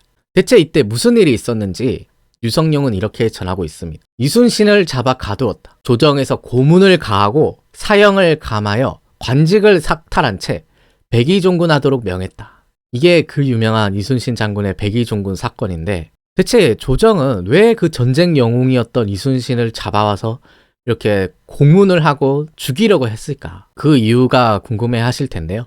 이 사건을 한번 들여다보겠습니다. 이 사건의 시작은 1597년 1월 1일에 경상 좌병사인 김응서의 보고로부터 시작됩니다. 이때 김응서가 이런 보고를 했다고 해요. 당시의 상황을 유성룡이 이렇게 전합니다. 오니시 유키나가의 부하인 요시라가 은밀히 교류하고 있었던 김응서에게 5월 5일에 가토가 건너올 것이니 수군을 출격시켜 기회를 놓치지 말라 하였다. 조정은 이 말을 믿었다. 당시 김응서와 요시라 사이에 비밀 채널이 있었던 거예요. 서로 소통하는 비밀 채널이 있었는데 그 채널로 정보가 하나 들어옵니다. 어떤 날에 가토가 건너올 거다. 가토는 임진왜란 당시의 선봉장 중에 한 명이었다. 걔가 올 것이니 그때 수군을 출격시켜서 잡아라 하는 거예요. 근데 이 정보는 적장의 부하인 요시라가 준 정보란 말이에요. 이 정보를 어떻게 믿어요? 이게 만약 적들의 함정이면 어떻게 할 거예요? 근데 조정은 이 말을 믿었다는 거죠. 요시라가 준 정보를 믿은 겁니다. 그래서 조정에서 이순신한테 이 기회를 놓치지 마라. 나가서 싸우라고 독촉해요. 윤근수는 이 기회를 놓쳐서는 안 된다며 여러 번 임금께 아뢰어 이순신에게 나가 싸우라고 재촉했다. 만약 이 요시라가 준 정보가 적의 함정이라면 어떻게 되는 거예요? 그래서 현장 지휘관이었던 이순신은 이게 분명 적의 계략이라고 생각을 했어요. 그래서 출정을 하지 않습니다. 당시의 상황을 징비록이 이렇게 전합니다. 조정이 이순신에게 나가 싸우라고 재촉했지만 이순신은 적의 관계가 있을 것으로 여기고 출정하지 않았다. 조정에서 이순신을 잡아오도록 명하고 원균을 통제사로 삼았다. 그러니까 이순신은 이게 분명 적의 함정이니까 출정하지 않겠다고 현장 지휘관으로서 판단을 한 거예요. 근데 조정은 이게 항명이다. 군인이 하라면 해야지. 왜 항명을 하냐 하면서 이순신을 잡아오고 원균으로 하여금 이순신의 자리를 대체하도록 한 거죠. 이렇게 서울로 잡혀온 이순신은 아주 모진 고문을 받는데요. 당시 분위기에 대해서 유성룡은 이렇게 말합니다. 조정의로는 모두 이순신에게 허물을 돌리고 대관들은 이순신을 잡아오기를 청했다. 심지어 이순신을 죽여야 한다는 자도 있었다. 근데 이렇게 이순신을 죽여야 한다고 했던 거는 사실 정치 싸움과도 좀 관련이 있습니다. 당의통략이란 자료에는 이런 기록이 있어요. 류성룡은 이순신을 추천하였고 보호했는데 서인과 북인은 류성룡을 미워했기 때문에 이순신까지 같이 의심하면서 비난하려는 모의가 이르지 못한 곳이 없었다. 류성룡은 남인이거든요. 그러니까 남인이 추천했던 이순신을 다른 당파인 서인과 북인이 깎아내리는 거죠. 정치적인 이유도 있었다고 이건창은 전하고 있습니다. 이순신이 잡혀오자 선조가 이순신을 절대 용서할 수 없다고 이렇게 엄포를 놓아요. 이순신은 지혜롭지 못한 듯하다. 이번에 하늘이 준 기회를 날렸으니 설령 이순신이 가토의 목을 베어 오더라도 용서할 수 없다. 그리고 또 이런 말을 합니다. 이순신은 절대로 용서할 수 없다. 원균에게 수군을 맡기는 것이 어떠한가. 그리고 또 이렇게 말합니다. 이순신이 조정을 기망한 것은 임금을 무시한 죄이고 적을 치지 않은 것은 나라를 저버린 죄이다. 그러면서 법을 상고해 보면 마땅히 죽여야 한다. 신하로서 임금을 속인 자는 반드시 죽이고 용서하지 않는 법이다. 그가 선조는 이순신이 항명한 것이 자기에 대한 도전, 임금을 속인 거 이렇게 확대를 하고 이순신을 죽이려고 하는 겁니다. 이런 이순신을 구원하기 위해서 나섰던 사람이 바로 정탁이라는 사람입니다. 아무도 이순신을 구원하기 위해 나서지 않는 상황에서 정탁이 용감한 상소를 하나 올리는데요. 지금 이순신이 한 차례 고문을 당하였는데 여기서 다시 고문을 가한다면 그 목숨을 보전하기 힘들어집니다. 한 번만 더 고문을 여기서 더 하면 진짜 죽을 수도 있다. 죽기 직전까지 모질게 고문을 한 거예요. 그러면서 이렇게 말을 합니다. 임진년 외선이 바다를 뒤덮고 그 세력이 하늘을 찌르던 날 이순신이 떨쳐 일어나 수군을 거느리고 적의 예봉을 꺾어 민심이 겨우 되살아나고 전국에서 의병이 일어났으니 그 공이 참으로 컸습니다. 그리고 또 하는 말이 최근에 그가 출정하지 않은 것은 그럴 만한 사연이 있을 것입니다. 조정의 명이 잘 전달되었는지 바다와 바람의 여건이 좋았는지 백길이 편했는지 불편했는지는 알 수 없는 일입니다. 그 이순신이 출정하지 않은 건 분명 뭔가 사정이 있을 거다. 그 현장 지휘관이 알아서 판단을 했겠지. 분명 사정이 있겠지. 이렇게 이순신을 변호하는 거예요. 그러면서 또 이렇게 말을 해요. 이순신은 참으로 장군의 자질이 있으며 수정과 육전에 모두 능합니다. 이런 인물은 쉽게 얻지 못합니다. 이순신은 백성들의 촉망을 받고 외적들이 두려워하는 장수입니다. 근데 선조가 이 이순신이 백성들의 촉망을 받는다는 이 구절은 안 좋아했을 것 같아요. 왜냐하면 백성들한테 선조는 백성을 버리고 도망간 임금, 도망친 비겁한 군주로 남아있는데 이순신은 전쟁 영웅으로서 백성들의 촉망을 받으니까 선조가 이순신을 시기해서 죽이려고 했다고 생각하는 분들도 있는 거예요. 그러면서 정탁이 이렇게 마무리를 합니다. 바라옵건대 부디 자비를 베푸셔서 고문을 덜어주고 다시 한번 공을 세울 수 있는 기회를 그에게 주십시오.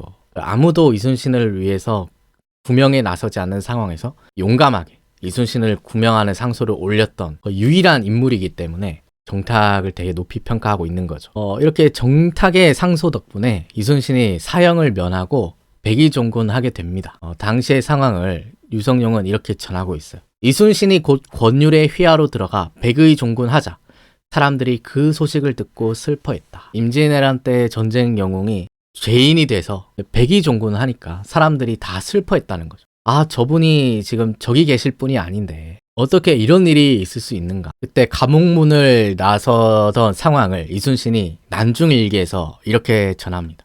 감옥문을 나왔다. 유성룡, 정탁대감 등이 사람을 보내 위로해 주었다. 당시 감옥문을 나온 이순신에게 또 한 가지 안타까운 소식이 전해지는데요. 그것은 바로 이순신이 평소에 심정적으로 크게 의지하던 어머니의 죽음이었습니다. 당시 상황을 유성룡이 이렇게 전해요. 이순신의 노모가 아들이 옥에 갇혔다는 말을 듣고 걱정하고 두려워한 끝에 세상을 떠났다. 그래서 이 어머니의 죽음 소식을 얼마 뒤에 이순신이 접하게 되는데 난중일기에는 당시의 심정을 이렇게 적고 있습니다. 얼마 후 어머니의 부고를 접했다. 달려나가 가슴을 치고 발을 구르니 하늘의 해조차 캄캄해 보였다. 우리가 하늘이 캄캄하다라는 표현을 쓰잖아요. 한순간에 모든 명예를 잃고 어머니도 잃고 이순신 한 개인이 감당하기에 너무나 큰 시련이 아니었을까. 그래서 그때의 심정을 이렇게 적고 있는데요. 가슴 찢어지는 비통함을 모두 적을 수가 없다. 이런 상황을 어떻게 표현을 하겠어요. 4월 19일엔 이렇게 적혀 있습니다. 어찌하랴 어찌하랴 천지 사이에 어찌 나와 같은 사람이 있겠는가. 빨리 죽는 것이 사는 것만 못하다. 이순신의 비통한 심정은 계속됩니다. 이건 5월 5일 일기인데요. 백의 종군하여 어머니 장례도 못 치르고 곡하고 우는 것도 내 맘대로 못하니 나는 무슨 죄를 지어 이런 벌을 받는 것인가. 당시 이순신이 죄인의 몸으로 백의종군하고 있었기 때문에 어머니 장례도 제대로 못 치러졌겠죠. 그리고 또 이렇게 말을 합니다. 5월 6일 일기예요. 하늘은 어찌하여 나를 살펴주시지 않는 것인가. 어찌하여 어서 죽지 못하는 것인가. 빨리 죽고 싶다. 그리고 7월 10일 일기입니다. 품은 생각이 매우 서글퍼서 밤이 깊도록 잠들지 못하고 밤새 뒤척거렸다. 그 사이에 이순신의 자리를 대체하고 있었던 원균과 또 당시 수군의 상황을 한번 살펴보겠습니다. 원균은 사실 이순신이 굉장히 싫어하던 사람인데요. 원균은 부임하자마자 이순신의 업적 지우기에 나섭니다. 당시 상황을 징비록이 이렇게 적고 있어요. 원균이 부임하고 나서 이순신이 시행하던 여러 규정들을 모두 바꾸고 또 이순신이 신임하던 사람도 모두 내쫓았다. 군사들이 속으로 원균을 미워하고 원망했다. 그러니까 원균이 이순신 색깔을 다 지우는 거죠. 자기 식대로 이제 한번 운영을 해보려고 하는 건데 군사들이 속으로 원망을 많이 했다는 겁니다. 근데 류성룡은 이제 원균에 대해서 굉장히 안 좋게 적고 있어요. 징비록에 이렇게 적고 있습니다. 원균은 술을 좋아하여 날마다 주정을 부리고 화를 내며 형벌을 남용했다. 또 류성룡뿐만 아니라 이순신도 원균을 굉장히 나쁘게 봤습니다. 난중일기에는 원균에 대한 욕이 굉장히 많이 적혀 있는데요. 그 중에 하나를 읽어드리면 원균이 왔는데 그 흉포하고 폐악한 행동은 이루다 말할 수 없었다. 또 다른 날의 일기에는 천지 사이에 이 원시처럼 흉악하고 망령된 자는 없을 것이다. 이순신이 원균을 얼마나 싫어했는지를 읽을 수 있는데요. 이름으로도 안 부르고 그냥 원시라고 했어요. 천지 사이에 이 원시처럼 흉악한 놈은 없을 거다. 일기에다가 이렇게 원균 욕을 아주 많이 적어놨습니다. 이렇게 원균이 이순신으로부터 수군 지휘권을 넘겨받은 상황에서 결국 다시 한번 전쟁이 일어나게 됩니다. 그게 바로 정유재란인데요. 이때 일본은 임진왜란 때의 실패를 교훈 삼아서 이번에는 전라도부터 철저하게 공략해야 된다라고 생각을 했어요. 이 그림은 정유재란 개전 명령서라고 해서 도요토미 히데요시가 전쟁에 대한 지침을 문서로 적은 것인데요. 이 명령서에는 이런 대목이 있습니다. 전라도는 남김없이 철저히 공략해라. 내가 바다를 건너가서 조선을 즉시 토벌하고 명나라까지 공략할 것이다. 히데요시가 왜 전라도를 남김없이 공략하라고 했을까요? 이것은 아마도 임진왜란 때의 실패 원인이 전라도를 공략하지 못한 것에 있다. 그러니까 이번에는 전라도부터 확실히 공략을 해라. 이렇게 이를 갈고 철저히 전쟁 준비를 했던 일본군이 1597년 7월 15일에 거제도 앞바다 칠천량에서 원균이 이끄는 조선 수군을 괴멸시킵니다. 이게 그 유명한 칠천량 해전인데요. 당시에 이 사건을 류성룡이 이렇게 전하고 있습니다. 한산도의 수군이 괴멸하여 통제사 원균과 전라우수사 이역기가 전사했다. 그러니까 그 이순신이 힘들게 키워놓았던 수군을 원균이 단 한 차례의 전투에서 전부 괴멸시킨 겁니다. 당시의 상황을 류성룡은 이렇게 전합니다. 적군이 임진년에 우리 국경을 침범한 이후 오직 수군에게만 패전을 당해왔다. 도요토미 히데요시가 이를 분하게 여겨서 반드시 조선 수군을 처부수라고 명했다. 이에 계책으로 이순신이 죄를 얻게 했다. 그러니까 도요토미 히데요시가 그때 임진년에 우리가 실패한 원인은 수군이다. 확실히 조선 수군을 처부수해야 된다고 생각을 한 거예요. 그래서 우리가 지난 시간에 살펴본 것처럼 계책을 써서 이순신을 죄를 얻게 만든 겁니다. 백의종군하도록 한 거죠. 그래서 류성룡은 자신들이 그 일본의 계책에 노란한 것에 대해서 이렇게 한탄을 해요.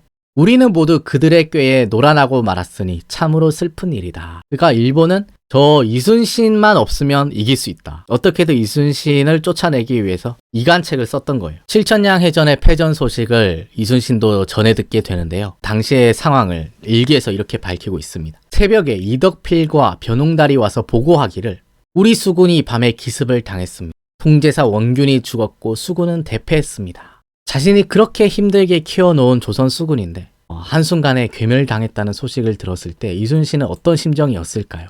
당시의 심정을 이순신이 일기에 아주 짧게 적고 있는데요. 불승통곡이라고 해서 통곡을 참을 수 없었다라고 짧게 적고 있어요. 비록 짧은 네 글자지만 여기에 다 들어있는 거죠. 모든 심정이 다 들어있는 말 같아요.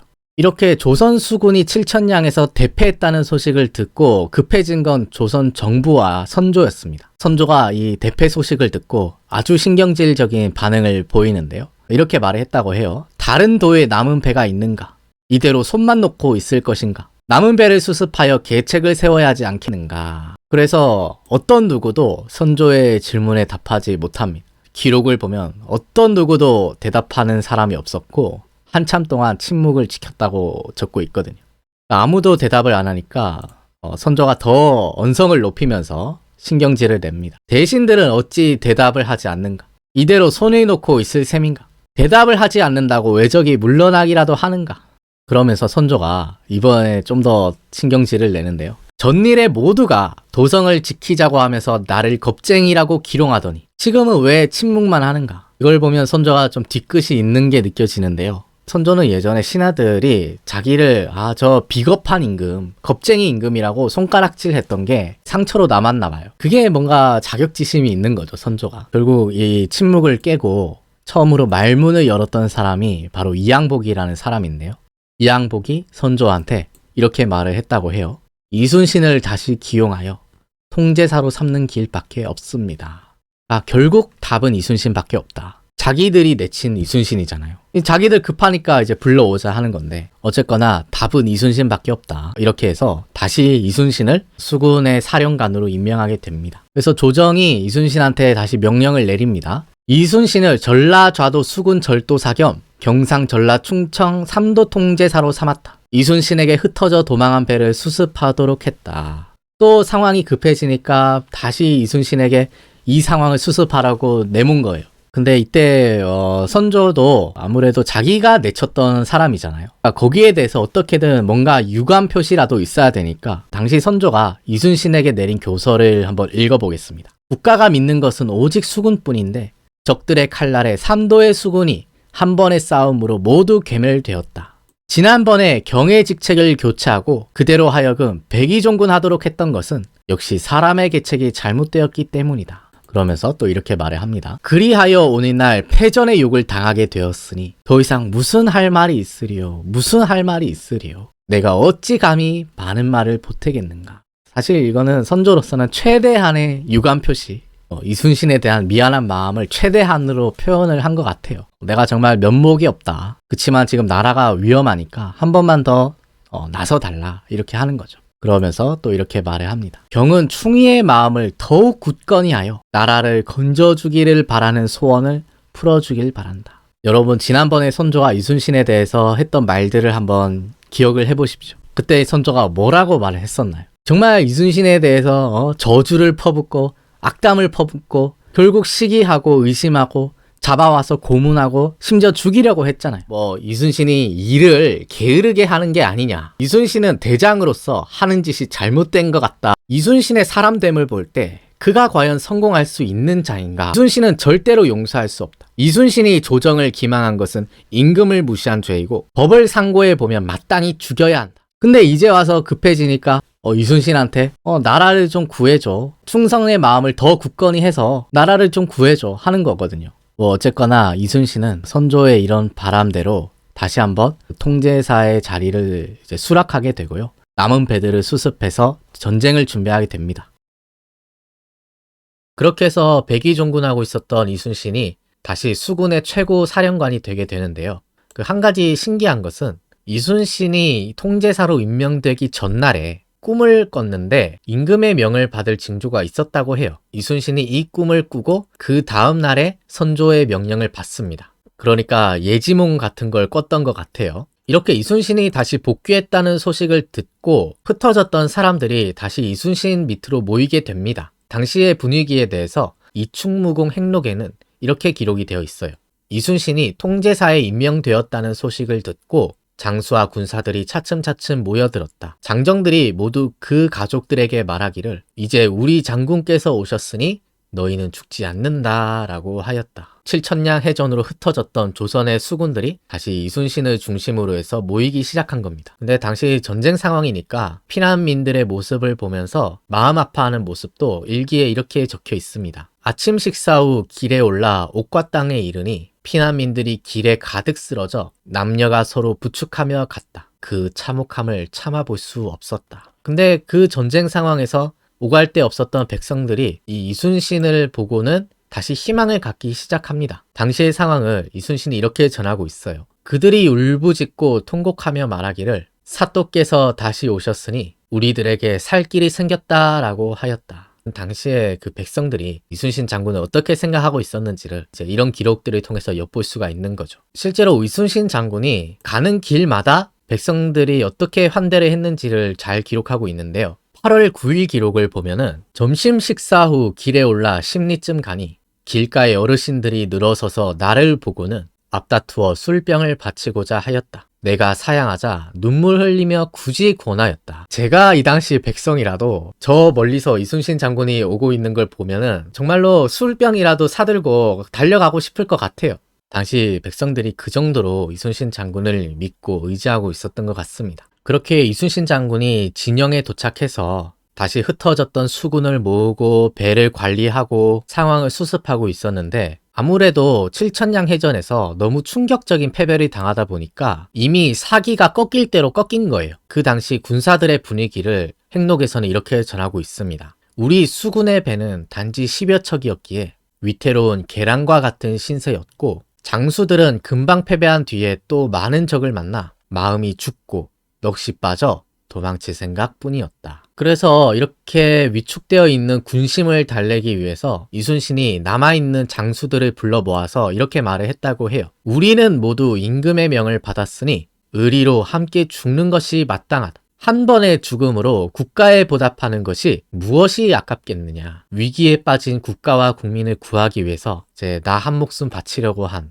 그런 우국충정의 마음 같은 것을 오늘날 많은 사람들이 존경하지 않습니까? 그 자기를 한번 버렸던 나라에 대해서 죽음으로 나라에 보답하는 게 뭐가 아깝냐. 휘하의 장수들을 불러 모아놓고 이렇게 말을 했다는 거죠. 그리고 또 이순신 장군이 동요하는 군심을 안정시키기 위해서 군율의 기강을 엄하게 세웁니다. 뭐 예를 들어 이몽구라는 사람이 군량을 옮겨 실지 않아서 곤장 80대를 쳤다는 기록이 있고요. 그리고 또 다른 기록을 보면 외적이 왔다고 허위 경보를 낸 사람이 있었는데 그 사람의 목을 베어서 걸었다고 합니다. 또 다른 기록에는 군량을 훔쳐간 관리와 아전들을 엄하게 장을 쳤다는 기록도 있고요. 그 실제 영화에서도 이순신 장군이 탈영을 하려고 하는 군사들을 잡아다가 목을 베는 장면이 나왔거든요. 군율을 엄하게 세우지 않으면 승리할 수 없다. 기강이 해이해지지 않도록 엄하게 유지하려고 했던 것 같아요.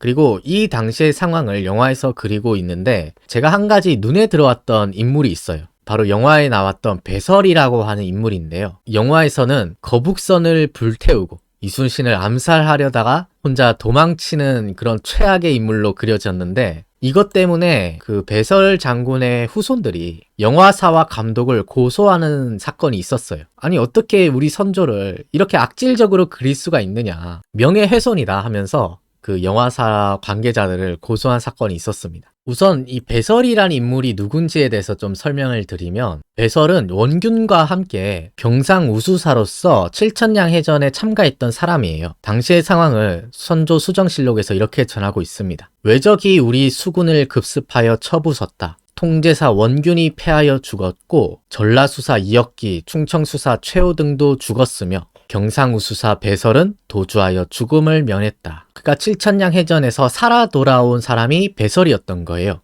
이 사실은 유성룡이 쓴 징비록에서도 확인할 수 있습니다. 배설은 적병이 내습하는 것을 보자 항구를 벗어나 달아났기 때문에 그의 군대만을 보전할 수 있었다. 배설은 섬 안에 남은 백성을 옮겨 적병으로부터 안전한 곳으로 피란시켰다. 이때 배설이 남긴 이 군대, 배설이 칠천량 해전에서 살려온 이 군대가 나중에 명량해전에서 싸우는 그 12척의 배가 되거든요. 그래서 당시 배설이 왜 자신이 도망쳤는가에 대해서 이렇게 말을 한 적이 있습니다. 배설이 말하기를 내가 군법에 의하여 죽는 것은 괜찮지만 군조율들을 전부 사지로 몰아넣을 수는 없다. 이미 죽을 걸 뻔히 아는데 그 사지에다가 내 군졸들을 몰아넣을 수는 없다는 거예요. 그래서 오늘날 학자들은 칠천량 해전에서 배설이 도망친 게 아니고 작전상 후퇴한 거다. 이렇게 평가를 하는 사람이 많습니다. 그리고 무엇보다 이때 배설이 살려온 이 12척의 배, 칠천량 해전에서 어떻게든 살려온 이 12척의 배를 가지고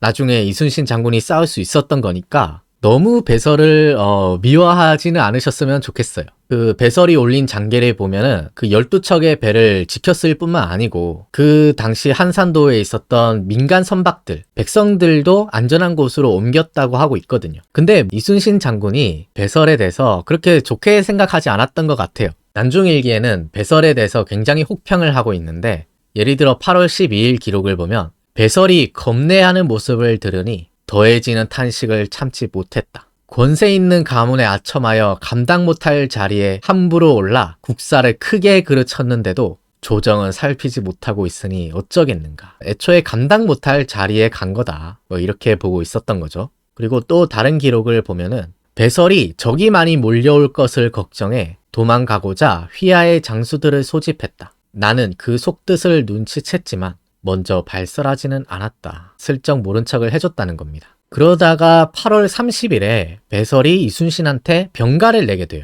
당시의 상황을 일기에서 이렇게 전하고 있습니다. 배설이 하인을 보내 청원서를 제출했는데 병이 몹시 위중하여 몸조리를 하고자 합니다 하였다. 그래서 내가 육지로 내려가 잘 조리하라고 결제하여 보냈다. 육지로 가서 몸조리 잘해라 이렇게 하고 병가에 대해서 결제를 해줬다는 거예요. 그렇게 배설이 몸조리를 하기 위해서 군영을 나갔는데 9월 2일 기록에 이날 새벽에 배설이 도망갔다라는 기록이 등장을 해요. 그러니까 배설이 탈령을 한 거죠. 근데 배설이 그 탈령한 부분에 대해서 비판을 할 수는 있는데 근데 영화에서 좀 제가 봐도 너무 악랄하게 그렸더라고요. 뭐 거북선을 불태운다든지 뭐 이순신을 암살하려고 했다든지 이런 거는 사실이 아니거든요. 뭐 어쨌거나 배설도 그렇게 사라지고 또 군대 사기도 꺾이고 또 무기와 배도 부족하고 하니까 조정에서는 이럴 바에는 차라리 수군을 폐지하는 게 어떻냐. 얼마 안 되는 수군을 그냥 육군이랑 합치자 이렇게 판단을 했다고 해요.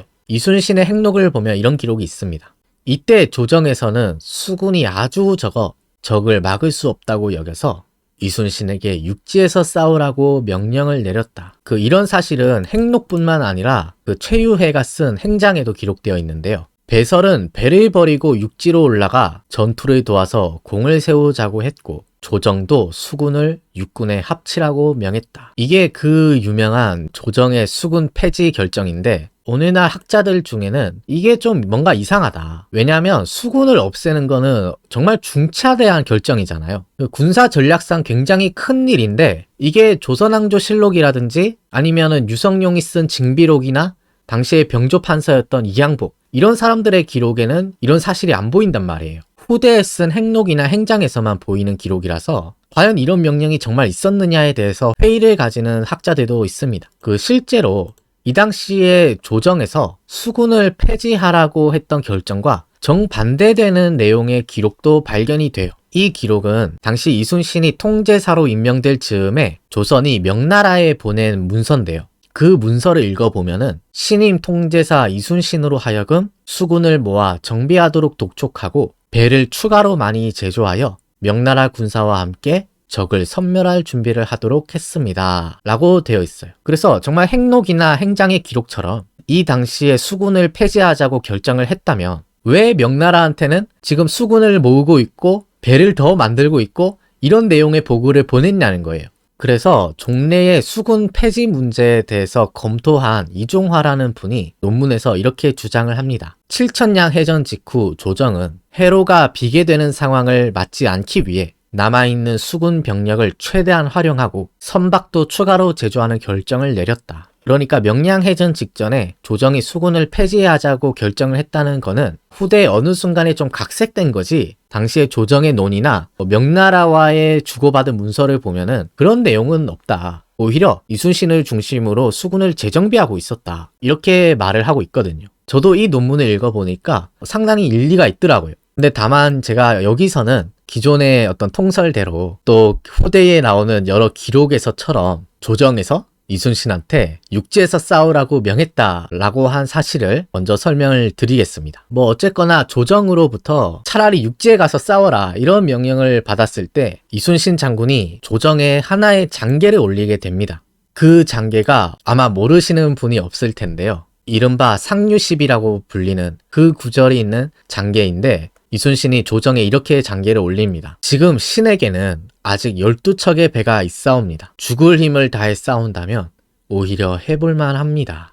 명량해전 당시의 적선 수가 300척이 넘었다는 기록도 있거든요. 그러니까 적선이 300여 척이 넘는데 내가 가진 배는 12척밖에 없어요. 그 상황에서 이순신 장군이 장계를 올려서 아직 12척의 배가 있습니다. 죽을 힘을 다해 한다면 오히려 해볼만 합니다 라고 말을 한 거예요. 그러면서 이순신이 계속해서 이렇게 말을 합니다. 지금 만약 수군을 폐지한다면 적은 이를 다행으로 여기고 호남을 경유하여 곧바로 한강까지 도달할 것이니 신은 이것이 걱정입니다. 그러니까 수군을 폐지하면 안 된다. 호남을 경유해서 바로 서울로 올라갈 것이다. 이 부분을 이순신이 염려를 하는 거죠. 그리고 마지막으로 이렇게 말을 합니다. 전선이 비록 적더라도 신이 죽지 않은 이상 적들은 감히 우리를 업신여기지 못할 것입니다. 이순신의 이 장계로 이제 수군은 계속 유지가 되고요. 이순신은 남은 그 12척의 배와 또 후에 합류된 한 척의 배가 또 있거든요. 그래서 그 13척의 배를 가지고 명량 앞바다에서 적과 맞서 싸우는 겁니다.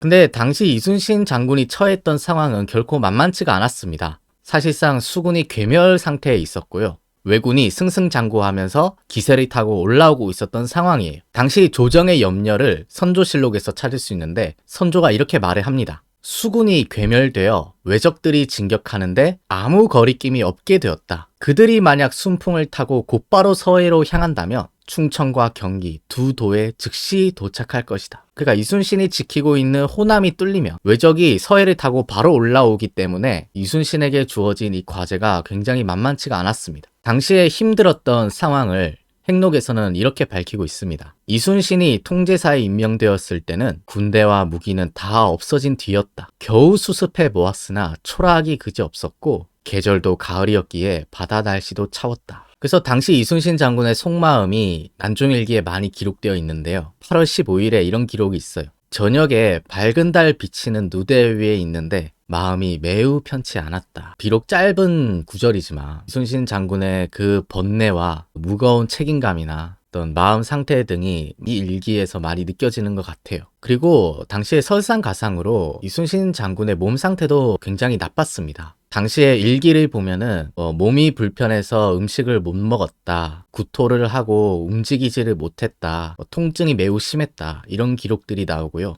이순신도 사람인데 이제 몸과 마음이 모두 지치고 힘든 상황이었겠죠. 이렇게 외롭고 고단했던 이순신 장군한테 좀 힘이 돼줬던 사람이 있다면 그래도 백성들이었던 것 같아요. 당시에 백성들은 이순신이 복귀했다는 소식을 듣고 모두 이순신 쪽으로 몰려들고 있었던 상황이었습니다. 당시의 상황을 유성룡이 쓴 징비록은 이렇게 전하고 있어요. 이때 피란하는 백성이 수없이 많았는데 이순신이 왔다는 소문을 듣고 기뻐하지 않는 사람이 없었다. 그리고 또 다른 기록을 읽어보면 이순신이 피라민들을 맞이하자 멀고 가까운 지방 할 것 없이 구름처럼 몰려왔다. 이순신이 이들을 군대의 후방에 있도록 하여 우리 군대의 형세를 돕게 했다. 그러니까 백성들도 가만히 있는 게 아니고 나름대로 후방에 배치되어서 군대 형세의 보탬이 되려고 했던 거예요. 다른 기록을 보면은 이순신이 이곳은 위험하니까 다른 곳으로 옮겨가라, 더 안전한 장소로 피해라 이렇게 설득을 하는 장면도 있는데요. 핵록에는 이런 기록이 있습니다. 이순신은 피란민들에게 명령해 왜적을 피해 옮겨가게 했다. 그러나 백성들 모두 이순신을 버려두고 가려 하지 않았다. 그래서 백성들이 안 가니까 이순신 장군이 아니 수많은 적들이 지금 바다를 덮고 있는데 너희는 왜 여기로 온 것이냐. 여기는 가장 위험한 곳이다. 최일선이다. 빨리 안전한 곳으로 가라. 이렇게 말을 했다는 거예요. 그랬더니 백성들이 이렇게 말을 하더랍니다. 저희는 오직 장군만을 바라보고 여기에 온 것입니다. 위험한데도 불구하고 이순신 장군을 떠나려 하지 않았던 것. 이순신에 대한 믿음, 이순신이 우리를 지켜줄 거라고 하는 그 신뢰가 있었기 때문에 이순신의 의지에서 여기에 온 거라는 거죠. 그래서 백성들이 안 간다고 하니까 이순신이 그러면 물자를 좀 도와달라. 우리 군사들을 좀 도와줄 수 있겠느냐라고 말을 합니다. 장수와 군사들이 굶주렸고 게다가 의복도 없어서 장차 모두 죽을 상황이다. 너희에게 남은 옷과 양식이 있다면 우리 군사들에게 나눠줄 수 있겠는가? 그랬더니 백성들이 어떻게 했을까요? 기록에서 이렇게 전하고 있습니다. 백성들이 모두 그 명령을 따랐다. 마침내 군량미를 얻어 여러 배에 실을 수 있었고 군사들도 의복을 얻을 수 있었다. 그 위태롭고 힘들고 고단했던 이순신 장군 곁을 백성들이 지켜줬던 거예요. 그럼 이제 적의 상황을 좀 살펴봐야 될 것 같은데요. 당시 적장 중에 마다시라고 하는 장수가 있었습니다. 류성룡이 쓴 징비록에서는 이렇게 전하고 있어요. 적의 장수 마다시는 수전을 잘했는데 그가 배 200여 척을 거느리고 서해를 침범하는 길에서 이순신을 만나게 되었다. 이 마다시가 누구냐에 대해서 오늘날 학자들마다 좀 논란이 있습니다만 대체로 영화에서도 그려졌듯이 구루시마라는 사람으로 보고 있어요. 근데 그 마다시는 특히나 수전을 잘했다는 거죠. 바다에서의 싸움을 잘했다고 하고 또 그 함대의 수가 200여 척이라고 하니까 당시 12척, 13척 있었던 이 조선 수군에 비해서는 훨씬 더 전력이 앞섰다고 볼 수 있겠습니다. 그래서 일본 측에서 그 명량해전 이전에도 이순신에게 소수의 배를 보내서 약간 도발을 많이 했다고 해요. 난중일기 9월 7일 기록을 보면은 적선 13척이 쳐들어왔는데 우리 배들이 바다로 나가 추격하자 적선은 뱃머리를 돌려 달아났다. 밤에 외적이 다시 쳐들어왔는데 화포만 쏘다가 물러났다. 그러니까 그 외적들이 이순신 장군의 진영도 탐색을 해보고 전력이 어느 정도인지 가늠도 해볼 겸 이렇게 소수의 함대를 보내서 탐색전을 한 거죠. 근데 여기에 왜 하필 13척을 보냈을까요? 하필 기분 나쁘게 13척을 보냈어요. 너희들의 상황이 어떤지 알고 있다. 이거를 이제 도발하는 차원에서 13척만 보낸 게 아니냐. 이렇게 해석하는 사람도 있습니다. 그래서 이 도발을 이순신 장군이 잘 격퇴를 했는데요. 나중에 일본 측에서 이순신을 반드시 무찌르자라고 하는 결의를 다졌다고 합니다. 그 임준영이라는 사람이 적의 상황을 정탐하고 와서 이렇게 보고를 해요. 외놈들이 모여서 의논하기를 조선 수군 10여 척이 우리 배를 쫓아와 사살하고 배를 불태웠으니 매우 분하다. 각 처의 배를 모아 합세하여 모두 섬멸하고 곧장 서울로 진격하자라고 했습니다. 저 조선 수군을 다 섬멸하고 그 길로 서울로 진격하자. 그래서 임준영의 보고를 들은 이순신이 이제 뭔가 조만간 일이 날 것 같다. 심상치가 않다는 걸 느꼈는지 이제 본격적으로 이제 전쟁 준비를 하는데요. 그 왜군을 맞설 장소로 선택한 곳이 바로 명량이라는 곳이었습니다. 9월 14일에는 이런 기록이 있어요. 여러 장수들을 거느리고 전라 우수영 앞바다로 진을 옮겼다. 벽파정 뒤에 명량이 있는데 수가 적은 우리가 명량을 등지고 진을 칠 수는 없기 때문이었다. 명량해전이 9월 16일이거든요. 그러니까 명량해전 이틀 전에 이순신 장군이 진을 재정비하고 명량을 싸움지로 선택을 한 겁니다. 그 당시의 상황을 지도를 통해서 한번 살펴볼게요. 우선 그 당시 조선 수군이 이곳 벽파진에 주둔을 하고 있었는데 이날 이순신이 이 진영을 전라 우수영으로 옮기게 됩니다. 그리고 우수영 앞에 울돌목이라고 하는 이곳이 바로 명량이에요. 그가 벽파진에서 명량을 등지고 싸울 순 없으니까 오히려 안으로 들어간 거죠. 안으로 들어가서 이 외적들이 이렇게 명량을 경유해서 오는 곳에서 막겠다. 길목에서 싸우겠다라고 생각을 한 겁니다. 어쨌든 이곳 명량 앞바다에서 드디어 운명적인 명량해전이 발생이 되는데 이 명량해전과 관련해서 한 가지 흥미로운 논쟁이 있습니다. 과연 적선의 수가 몇 척이었느냐. 우선 영화에서는 330척에 맞선 12척의 배라고 해서 이제 적선의 수를 330척으로 보고 있는데요. 근데 실제 기록들을 보면은 뭐 어떤 기록은 133척으로도 나오고 200척으로도 나오고 또 300척으로도 나오고 심지어 600척으로 나오는 기록도 있어요. 그래서 기록마다 적선의 수가 몇 척이었느냐를 놓고 수치가 다른 거예요. 우선 많은 학자들이 그래도 난중일기 기록이 가장 정확한 게 아니냐, 난중일기를 기준으로 해야 되지 않겠느냐 보고 있어요. 근데 난중일기에는 133척이라는 기록이 나오고 또 130여 척, 또 200여 척이라는 기록도 나옵니다. 다만 이 200여 척은 정탐꾼이 보고한 내용이고 이순신이 나중에 보고를 할 때는 130여 척으로 보고를 하거든요. 그래서 130여 척이 좀 정확한 게 아니냐라고 학자들이 많이 보고 있고요. 이제 후대 쪽으로 오면은 이게 300여 척이 기록이 등장하게 되는데 그 이순신의 행장을 보면은 적선 300여 척이 명량을 거쳐 우리 진을 향해 진격해 왔다. 적들이 대장이 있는 곳을 엿보고 130여 척의 배로 에워쌌다. 그리고 이 행장 이후의 기록들을 보면은 이제 적선의 수가 좀 더 늘어나게 되는데요. 예를 들어 이순신의 조카인 이분이 쓴 이순신의 행록을 보면은 그날 피란민들이 높은 봉우리에 올라가 적선의 수를 300까지는 헤아렸고 나머지는 다 헤아리지 못했다. 그러니까 300척보다는 훨씬 많았다는 거죠. 최소한 300척은 넘더라. 그래서 이렇게 기록들마다 적선이 몇 척이었는가를 놓고 조금씩 수치가 달라서 오늘날 어떤 기록을 신빙하느냐에 따라 서술하는 게 조금씩 달라지는데 영화에서는 이제 330여 척이라고 이제 봤던 것 같아요. 뭐 어쨌든 300척이든 130척이든 어쨌든 그 많은 배를 이제 13척의 배로 막아내야 되는 상황이잖아요. 그래서 정말 말도 안 되는 싸움을 해야 되는 상황인데 그 불안에 떨고 있었던 많은 장수들을 이순신 장군이 명량해전 하루 전에 9월 15일에 모두 소집을 합니다. 그리고 그 장수들 앞에서 이렇게 말을 해요. 병법에 이르기를 죽고자 하면 살 것이요 살고자 하면 죽을 것이다 라고 하였다. 이게 그 유명한 필사즉생, 필생즉사 이순신 장군의 명언인데요. 죽을 각오로 싸우면 이길 수 있다. 이렇게 병사들에게 설득을 하는 거예요. 그리고 또 이런 말도 합니다. 또 한 사람이 좁은 길목을 지키며 능히 1000명도 떨게 할 수 있다라고 했는데 이런 말들은 지금의 우리 상황을 두고 하는 말이다. 그러니까 적의 수가 아무리 많다 해도 이 길목을 잘 지키고만 있으면은 충분히 감당해낼 수 있다. 병법을 이렇게 인용을 하면서 장수들 앞에서 이렇게 연설을 하는 거예요. 그리고 이순신이 또 이런 말도 합니다. 너희들이 조금이라도 명령을 어김이 있다면 즉시 군유를 적용하여 조금도 용서하지 않을 것이다. 실제로 영화에서도 군유를 엄하게 세우는 그런 이순신 장군의 모습들이 연출이 되었는데 실제로 난중일기를 봐도 이순신 장군은 엄하게 군유를 세우고 기강을 잡으려고 합니다. 이순신 장군이 이 말을 했던 날이 바로 명량해전 전날인데요. 이날 밤에 이순신 장군이 꿈을 꾸게 되는데 참 묘한 꿈을 꿨다고 합니다. 그 난중일기에는 이렇게 적고 있어요.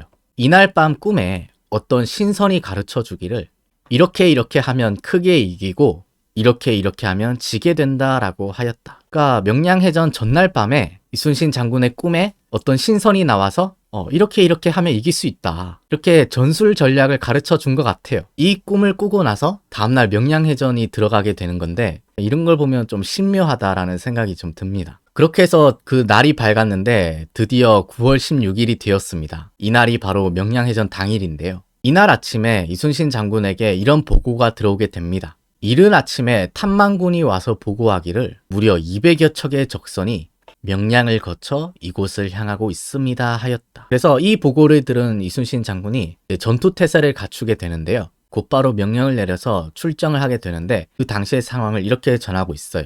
곧바로 여러 배에 명령하여 닻을 올리고 바다로 나가게 하니 적선 133척이 우리의 여러 배들을 에워쌌다. 이제 드디어 13대 133, 그 세계 해전사에 없었던 명량해전이 막을 올리게 됐는데요. 이 명량해전 당시의 교전 상황이 이순신이 쓴 난중일기에 굉장히 생생하게 기록되어 있습니다. 그래서 오늘은 이 난중일기 속에 기록된 명량해전 당시의 상황이 어땠는지 지금부터 함께 살펴보도록 하겠습니다. 우선 난중일기를 살펴보기 전에 일본 측이 남긴 명량해전 기록이 없을까? 우리 측 사료 말고 일본 측에서 명량해전을 어떻게 기록하고 있을까가 궁금해서 찾아봤는데 당시 명량해전에 참가했던 도도 다카도라라는 사람의 전기인 고산공실록에서 당시 명량해전에 관련된 기록이 남아 있더라고요. 그 기록을 한번 읽어보겠습니다. 큰 강의 입구에서부터 조수가 빠른 곳이었는데 약간 조수가 약한 곳에 13척의 배가 있었다. 우리 수군들이 그것을 보고 반드시 처부수자고 약속하고 곧 싸움에 임하였다. 그러니까 당시 조선 수군이 13척밖에 안 됐다는 것은 일본 측 기록에서도 확인할 수가 있는 거예요. 그 보니까 조선 수군이 13척밖에 안 되더라. 당장 달려가서 처부수자 이렇게 다짐을 하고 이제 싸우러 나갔다는 거죠. 그리고 이 고산곡실록에서 한 가지 흥미로운 기록이 있는데요. 큰 배로는 좁은 해협을 통과할 수가 없어서 모두 세키부네로 갈아타고 지나가게 했다. 세키부네라고 하는 배가 있는데 속력이 빨라서 이제 상대방 배에 달라붙어서 백병전을 하는 그런 용도로 쓰인 배예요. 이제 그런 부분들이 영화 명량에서도 잘 연출이 되었습니다. 당시에 그 지형을 한번 살펴보면은 이 사진은 명량해전을 그린 명량해전도라는 그림인데요. 여기 뒤에 파란색으로 일렬로 서 있는 게 우리 조선 수군의 배예요. 그리고 여기 붉은색으로 들어오고 있는 배들이 일본 배입니다. 일본이 이 좁은 해협으로 이제 들어오게 되는데 큰 배로 가지 않고 세키부네, 이제 작은 배로 갈아타서 조선 수군과 이제 맞서게 된 거예요. 근데 이 그림에서 한 가지 좀 눈에 들어오는 부분이 있는데요. 지금 이 일본 배들을 맞서고 있는 배는 큰 대장선 한 척입니다. 다른 배들은 뒤에서 구경을 하고 있어요. 그래서 이게 과연 어떻게 된 것일까? 실제 영화 명량을 봐도 이순신의 대장선 혼자 나가서 싸우는 걸로 그려지고 있거든요. 그러니까 저도 그 영화를 보면서 아니 왜 다른 배는 멀리서 구경만 하고 있고 그 이순신 혼자 저렇게 싸우냐, 대체 왜 대장선 홀로 저렇게 싸우는 걸까, 이런 궁금증이 들었거든요. 그래서 지금부터 왜 이순신이 탄 배 혼자서 적들을 맞이해서 싸웠는지 한번 난중일기를 통해서 살펴보도록 하겠습니다. 우선 이순신 장군이 쓴 난중일기를 보면은 당시에 다른 배들이 겁을 먹고 오려고 하지 않았다고 해요.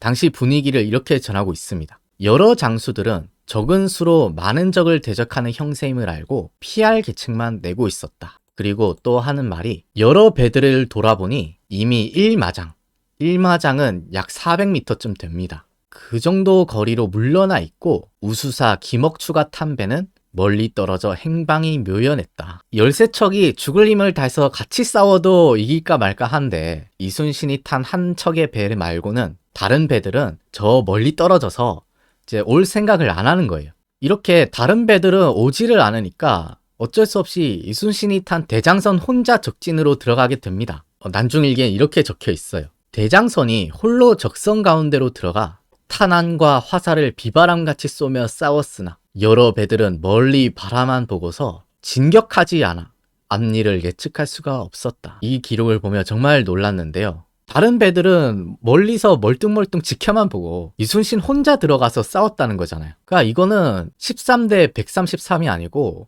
사실상 1대 133으로 싸운 거죠.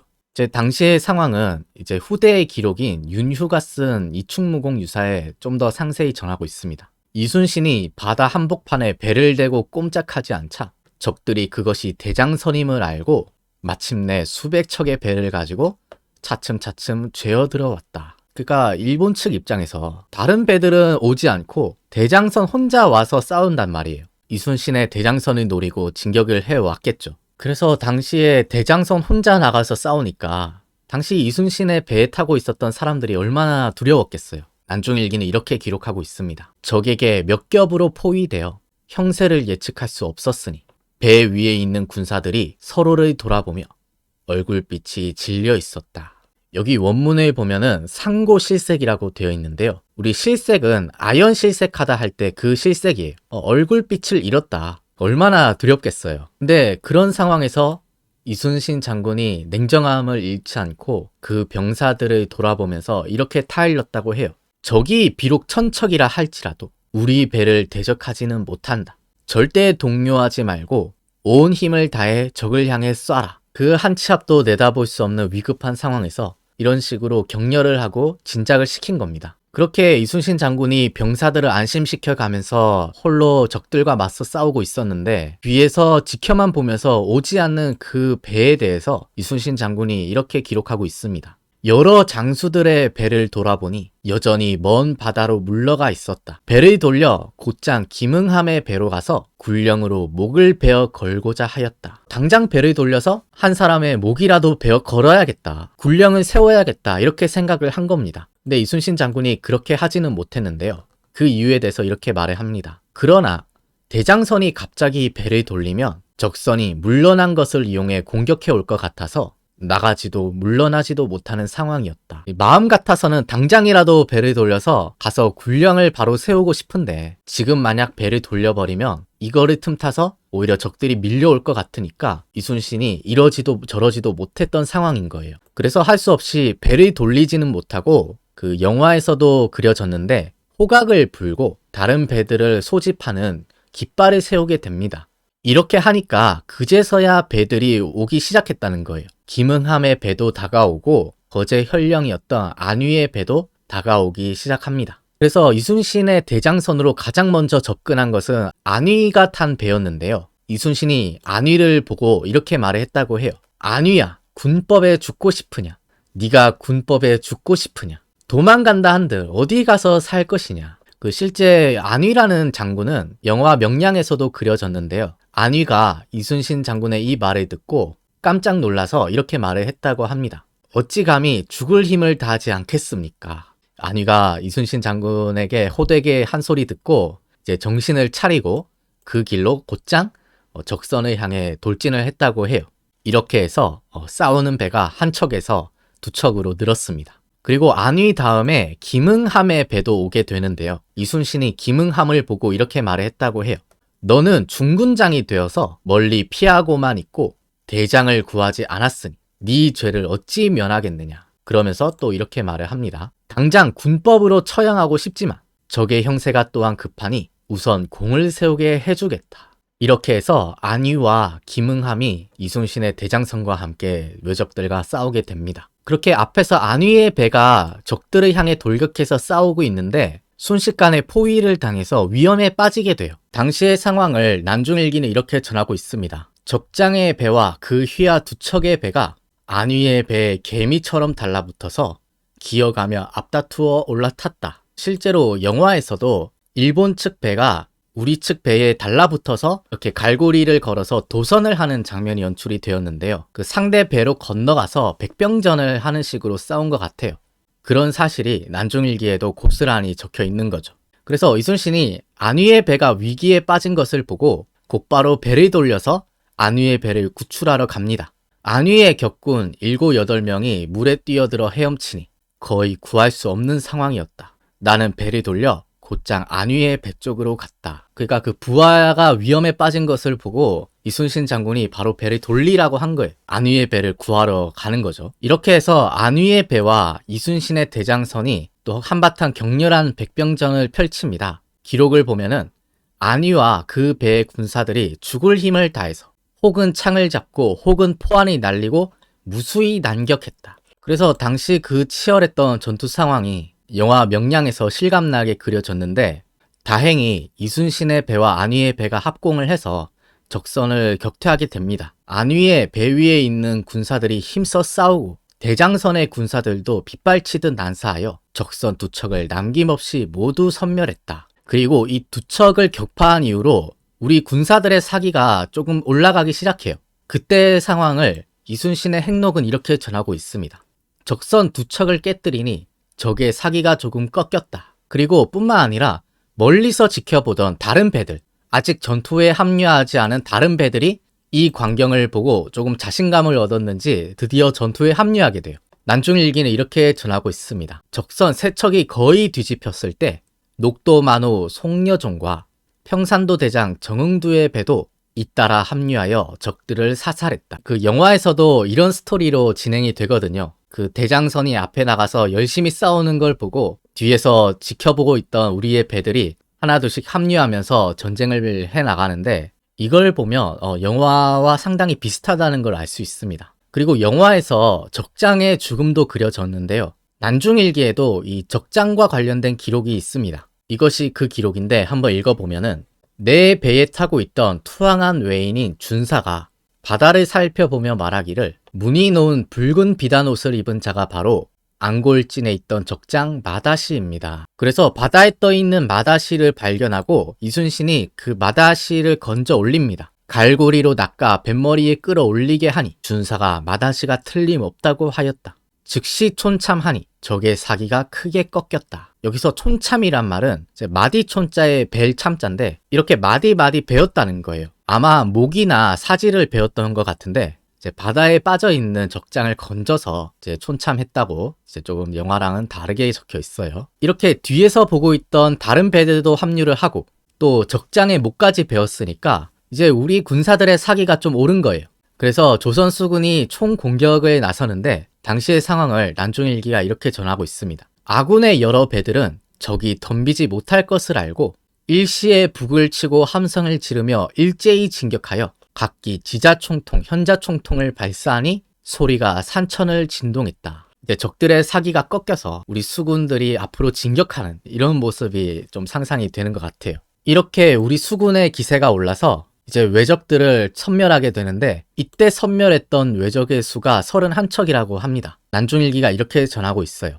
이윽고 우리를 에워쌌던 적선 31척도 모두 격파되니 여러 적들이 저항하지 못하고 다시 침범해 오지 못했다. 또 이순신의 행록에는 눈 깜짝할 사이에 적선 30척을 잇따라 깨부쉈다. 죽은 자가 셀 수 없이 많았다. 그가 비록 숫자는 열세였지만 이순신 장군이 정말로 영화에서처럼 두려움을 용기로 바꾼 거죠. 대장선이 앞에 나가서 싸우고 또 멀리서 그 광경을 보고 있던 다른 장수들이 합류를 하고 마침내 이제 적선 30척을 깨부수는 이런 대승리를 거둔 겁니다. 그래서 당시 명량해전의 패배에 대해서 그 일본 측의 기록도 흥미로운데요.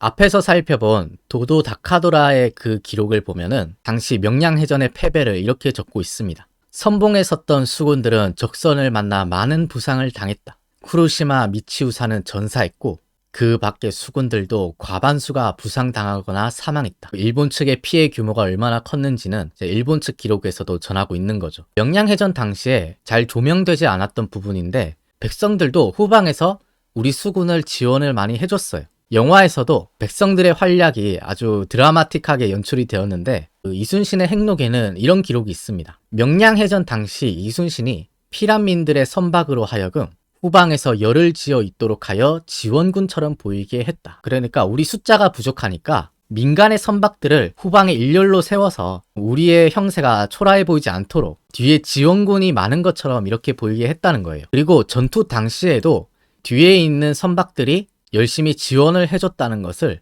오익창이 남긴 기록을 통해서 확인할 수 있습니다. 이순신이 피란민들에게 크게 소리쳐 말하기를 피란민들의 선박에 식량과 화살이 있고 우리 전함 뒤에 줄을 서서 소리를 질러 북돋아 준다면 이곳이 방어하는 요충지가 될 것이다. 백성들도 이제 이순신 장군과 마음도 같이 하고 실질적으로 도움을 많이 줬던 것 같아요. 그리고 명량해전과 관련해서 또 한 가지 논쟁이 있는 부분이 바로 철쇠설인데요. 이 사진은 옛날에 역사 스페셜에서 그 명량해전 당시에 철쇠를 사용했다. 이게 이른바 철쇠설인데 여기에 대해서 오늘날 학자들은 이거는 사실이 아니다. 이건 그냥 구전설화에 불과하다. 이렇게 보는 입장입니다. 그 철쇠설이 나오게 된 배경은 우선 난중일기를 보면은 이순신 장군이 뭐 철쇠를 연결하거나 건너매는 것을 감독하거나 이런 철쇠에 대한 언급이 좀 나와요. 그리고 이순신의 행록을 봐도 철쇠를 만들어서 앞바다를 가로막았다라는 내용이 있습니다. 그리고 그 후대의 기록으로서 이중환이 쓴 택리지를 보면 이런 기록이 있어요. 이순신이 철쇠를 돌멩다리 위에 가로 걸고 적을 기다렸다. 외선이 순류를 타고 내려오다가 모두 거꾸로 엎어져 버렸다. 그리고 또 계속 읽어보면 물살이 급하여 배가 급류에 한번 휩쓸리며 다시 돌릴 겨를이 없어서 5,600척이 일시에 전부 침몰했다. 근데 여기에 이 500척, 600척이 전부 침몰했다라고 하는 이 기록에서 알 수 있듯이 사실 이 택리지에 나오는 이 기록은 사실 좀 과장이 좀 많이 심하게 들어있어요. 민간에서 전해 내려오는 이런 설화 같은 걸 옮긴 거기 때문에 오늘날 학자들이 신빙하지는 않습니다. 그 요즘 학계에서는 이런 철새설에 대한 비판이 많이 제기가 되었습니다. 뭐 예를 들어서 철새를 이용하려면 그 당길 때의 장력이 너무 커서 현실적으로 그걸 팽팽하게 당길 수가 없다. 그리고 무엇보다 우리가 앞에서 이순신의 난중일기를 봤잖아요. 거기에 뭐 철새에 철자도 안 나오거든요. 그러니까 그 기록광인 이순신이 그렇게 핵심적이고 결정적이고 중요한 전술을 왜 쓰지 않았느냐. 그 중요한 걸 빠뜨렸을 리가 없다. 이렇게 보고 있는 거예요. 그리고 또 이순신 역사연구회에서는 안위, 김응암, 이순신의 선봉함대가 외선단 속에서 백병전에 가까운 혼전을 벌이고 있는데 그런 상황에서 과연 쇠사슬 작전이 가능했을까? 앞서 우리가 살펴봤지만 쇠사슬은 뭐 언급도 안 됐을 뿐더러 그걸 과연 사용할 만한 여건이 되었느냐 이런 데에 대한 의문이 있는 거죠. 그리고 이런 명량해전 철새설에 대해서 연구를 하신 분이 있는데 이 박종평 선생님은 철새설이 등장하는 그런 기록들은 일단 국가의 공식적인 기록이 아니고 또 근거가 불분명한 설화성 이야기들이 많다. 그래서 오늘날에는 철새설은 많이 부정당하는 상황입니다. 뭐 어쨌거나 이렇게 명량해전에서 기적적인 승리를 거둔 이후로 외적이 서해를 경유해서 한양으로 진격하는 것을 조금 꺾을 수가 있었어요. 당시의 상황에 대해서 조선 조정에서 명나라에 보고를 하게 되는데 그 글을 한번 읽어보겠습니다. 한산도가 무너진 이후 이게 칠천량 해전이에요. 이때부터 남해가 적들에게 넘어가 피해가 우려되었으나 다행히 승리를 거두어 적의 칼날이 꺾이게 되었습니다. 이 승리로 인하여 적들이 서해로 진입하지 못할 것입니다. 그러니까 오늘날 명량해전을 평가할 때 이 명량해전의 중요한 의미 중에 하나는 이 서해를 통해서 곧장 바다로 올라오는 이 길목을 차단했다. 만약 이순신이 이때 막지 못했다면은 이제 서해가 뚫리면 곧바로 충청도, 경기도거든요. 여기 제해권을 내주는 상황이었기 때문에 명량해전 승리의 의미는 훨씬 컸다고 볼 수 있겠습니다. 이 명량해전 승리의 의의에 대해서 나중에 강항이라고 하는 사람이 이렇게 평가를 했어요. 임진년에 외적의 포로가 되어 어쩔 수 없이 외적을 따라 싸움에 참가한 사람들이 이렇게 말했습니다. 그 사람들이 나중에 이렇게 말을 했다고 해요. 한산의 패전 이후에 외선이 그 길로 곧바로 서해를 타고 올라가려 했지. 그런데 전라우수영목에서 가로막힌 것이 아닌가. 그러면서 또 이렇게 말을 합니다. 그것은 바로 우리 이순신 장군이 막아낸 것이다. 배의 연함은 척으로 악전고투하여 막아낸 것이다. 그러니까 그 13척의 배로 그 100척이 넘는 적들을 막아낸 거거든요. 서해를 통해서 올라오고 있던 외적들을 그 이순신 장군이 명량해서 막아냈기 때문에 임진왜란을 극복할 수 있는 동력을 계속 살려나갔던 겁니다. 너무나 힘들고 처절한 상황에서 이뤄낸 승리이기 때문에 더 빛나는 것 같아요. 네, 오늘 이렇게 해서 3부에 걸쳐서 영화 명량을 통해서 이 난중일기에 기록된 명량해전의 상황을 한번 살펴봤는데요. 이순신 장군의 명량해전 일기 마지막 부분은 이렇게 끝납니다. 이번 일은 실로 천행이었다. 말 그대로 하늘이 도우셨다. 모두가 어렵다고 생각한 전투인데 자신에게 주어진 그 사명을 너무나 멋지게 완수했던, 백성과 나라를 지키기 위해서 모든 악조건을 뚫고 그 빛나는 승리를 거머쥐었던 이순신 장군이 있었던 것이야말로 우리 조선의 입장에서도 천행이었고 또 우리 후손들의 입장에서도 천행이 아니었나, 이런 생각이 들었던 시간인 것 같습니다.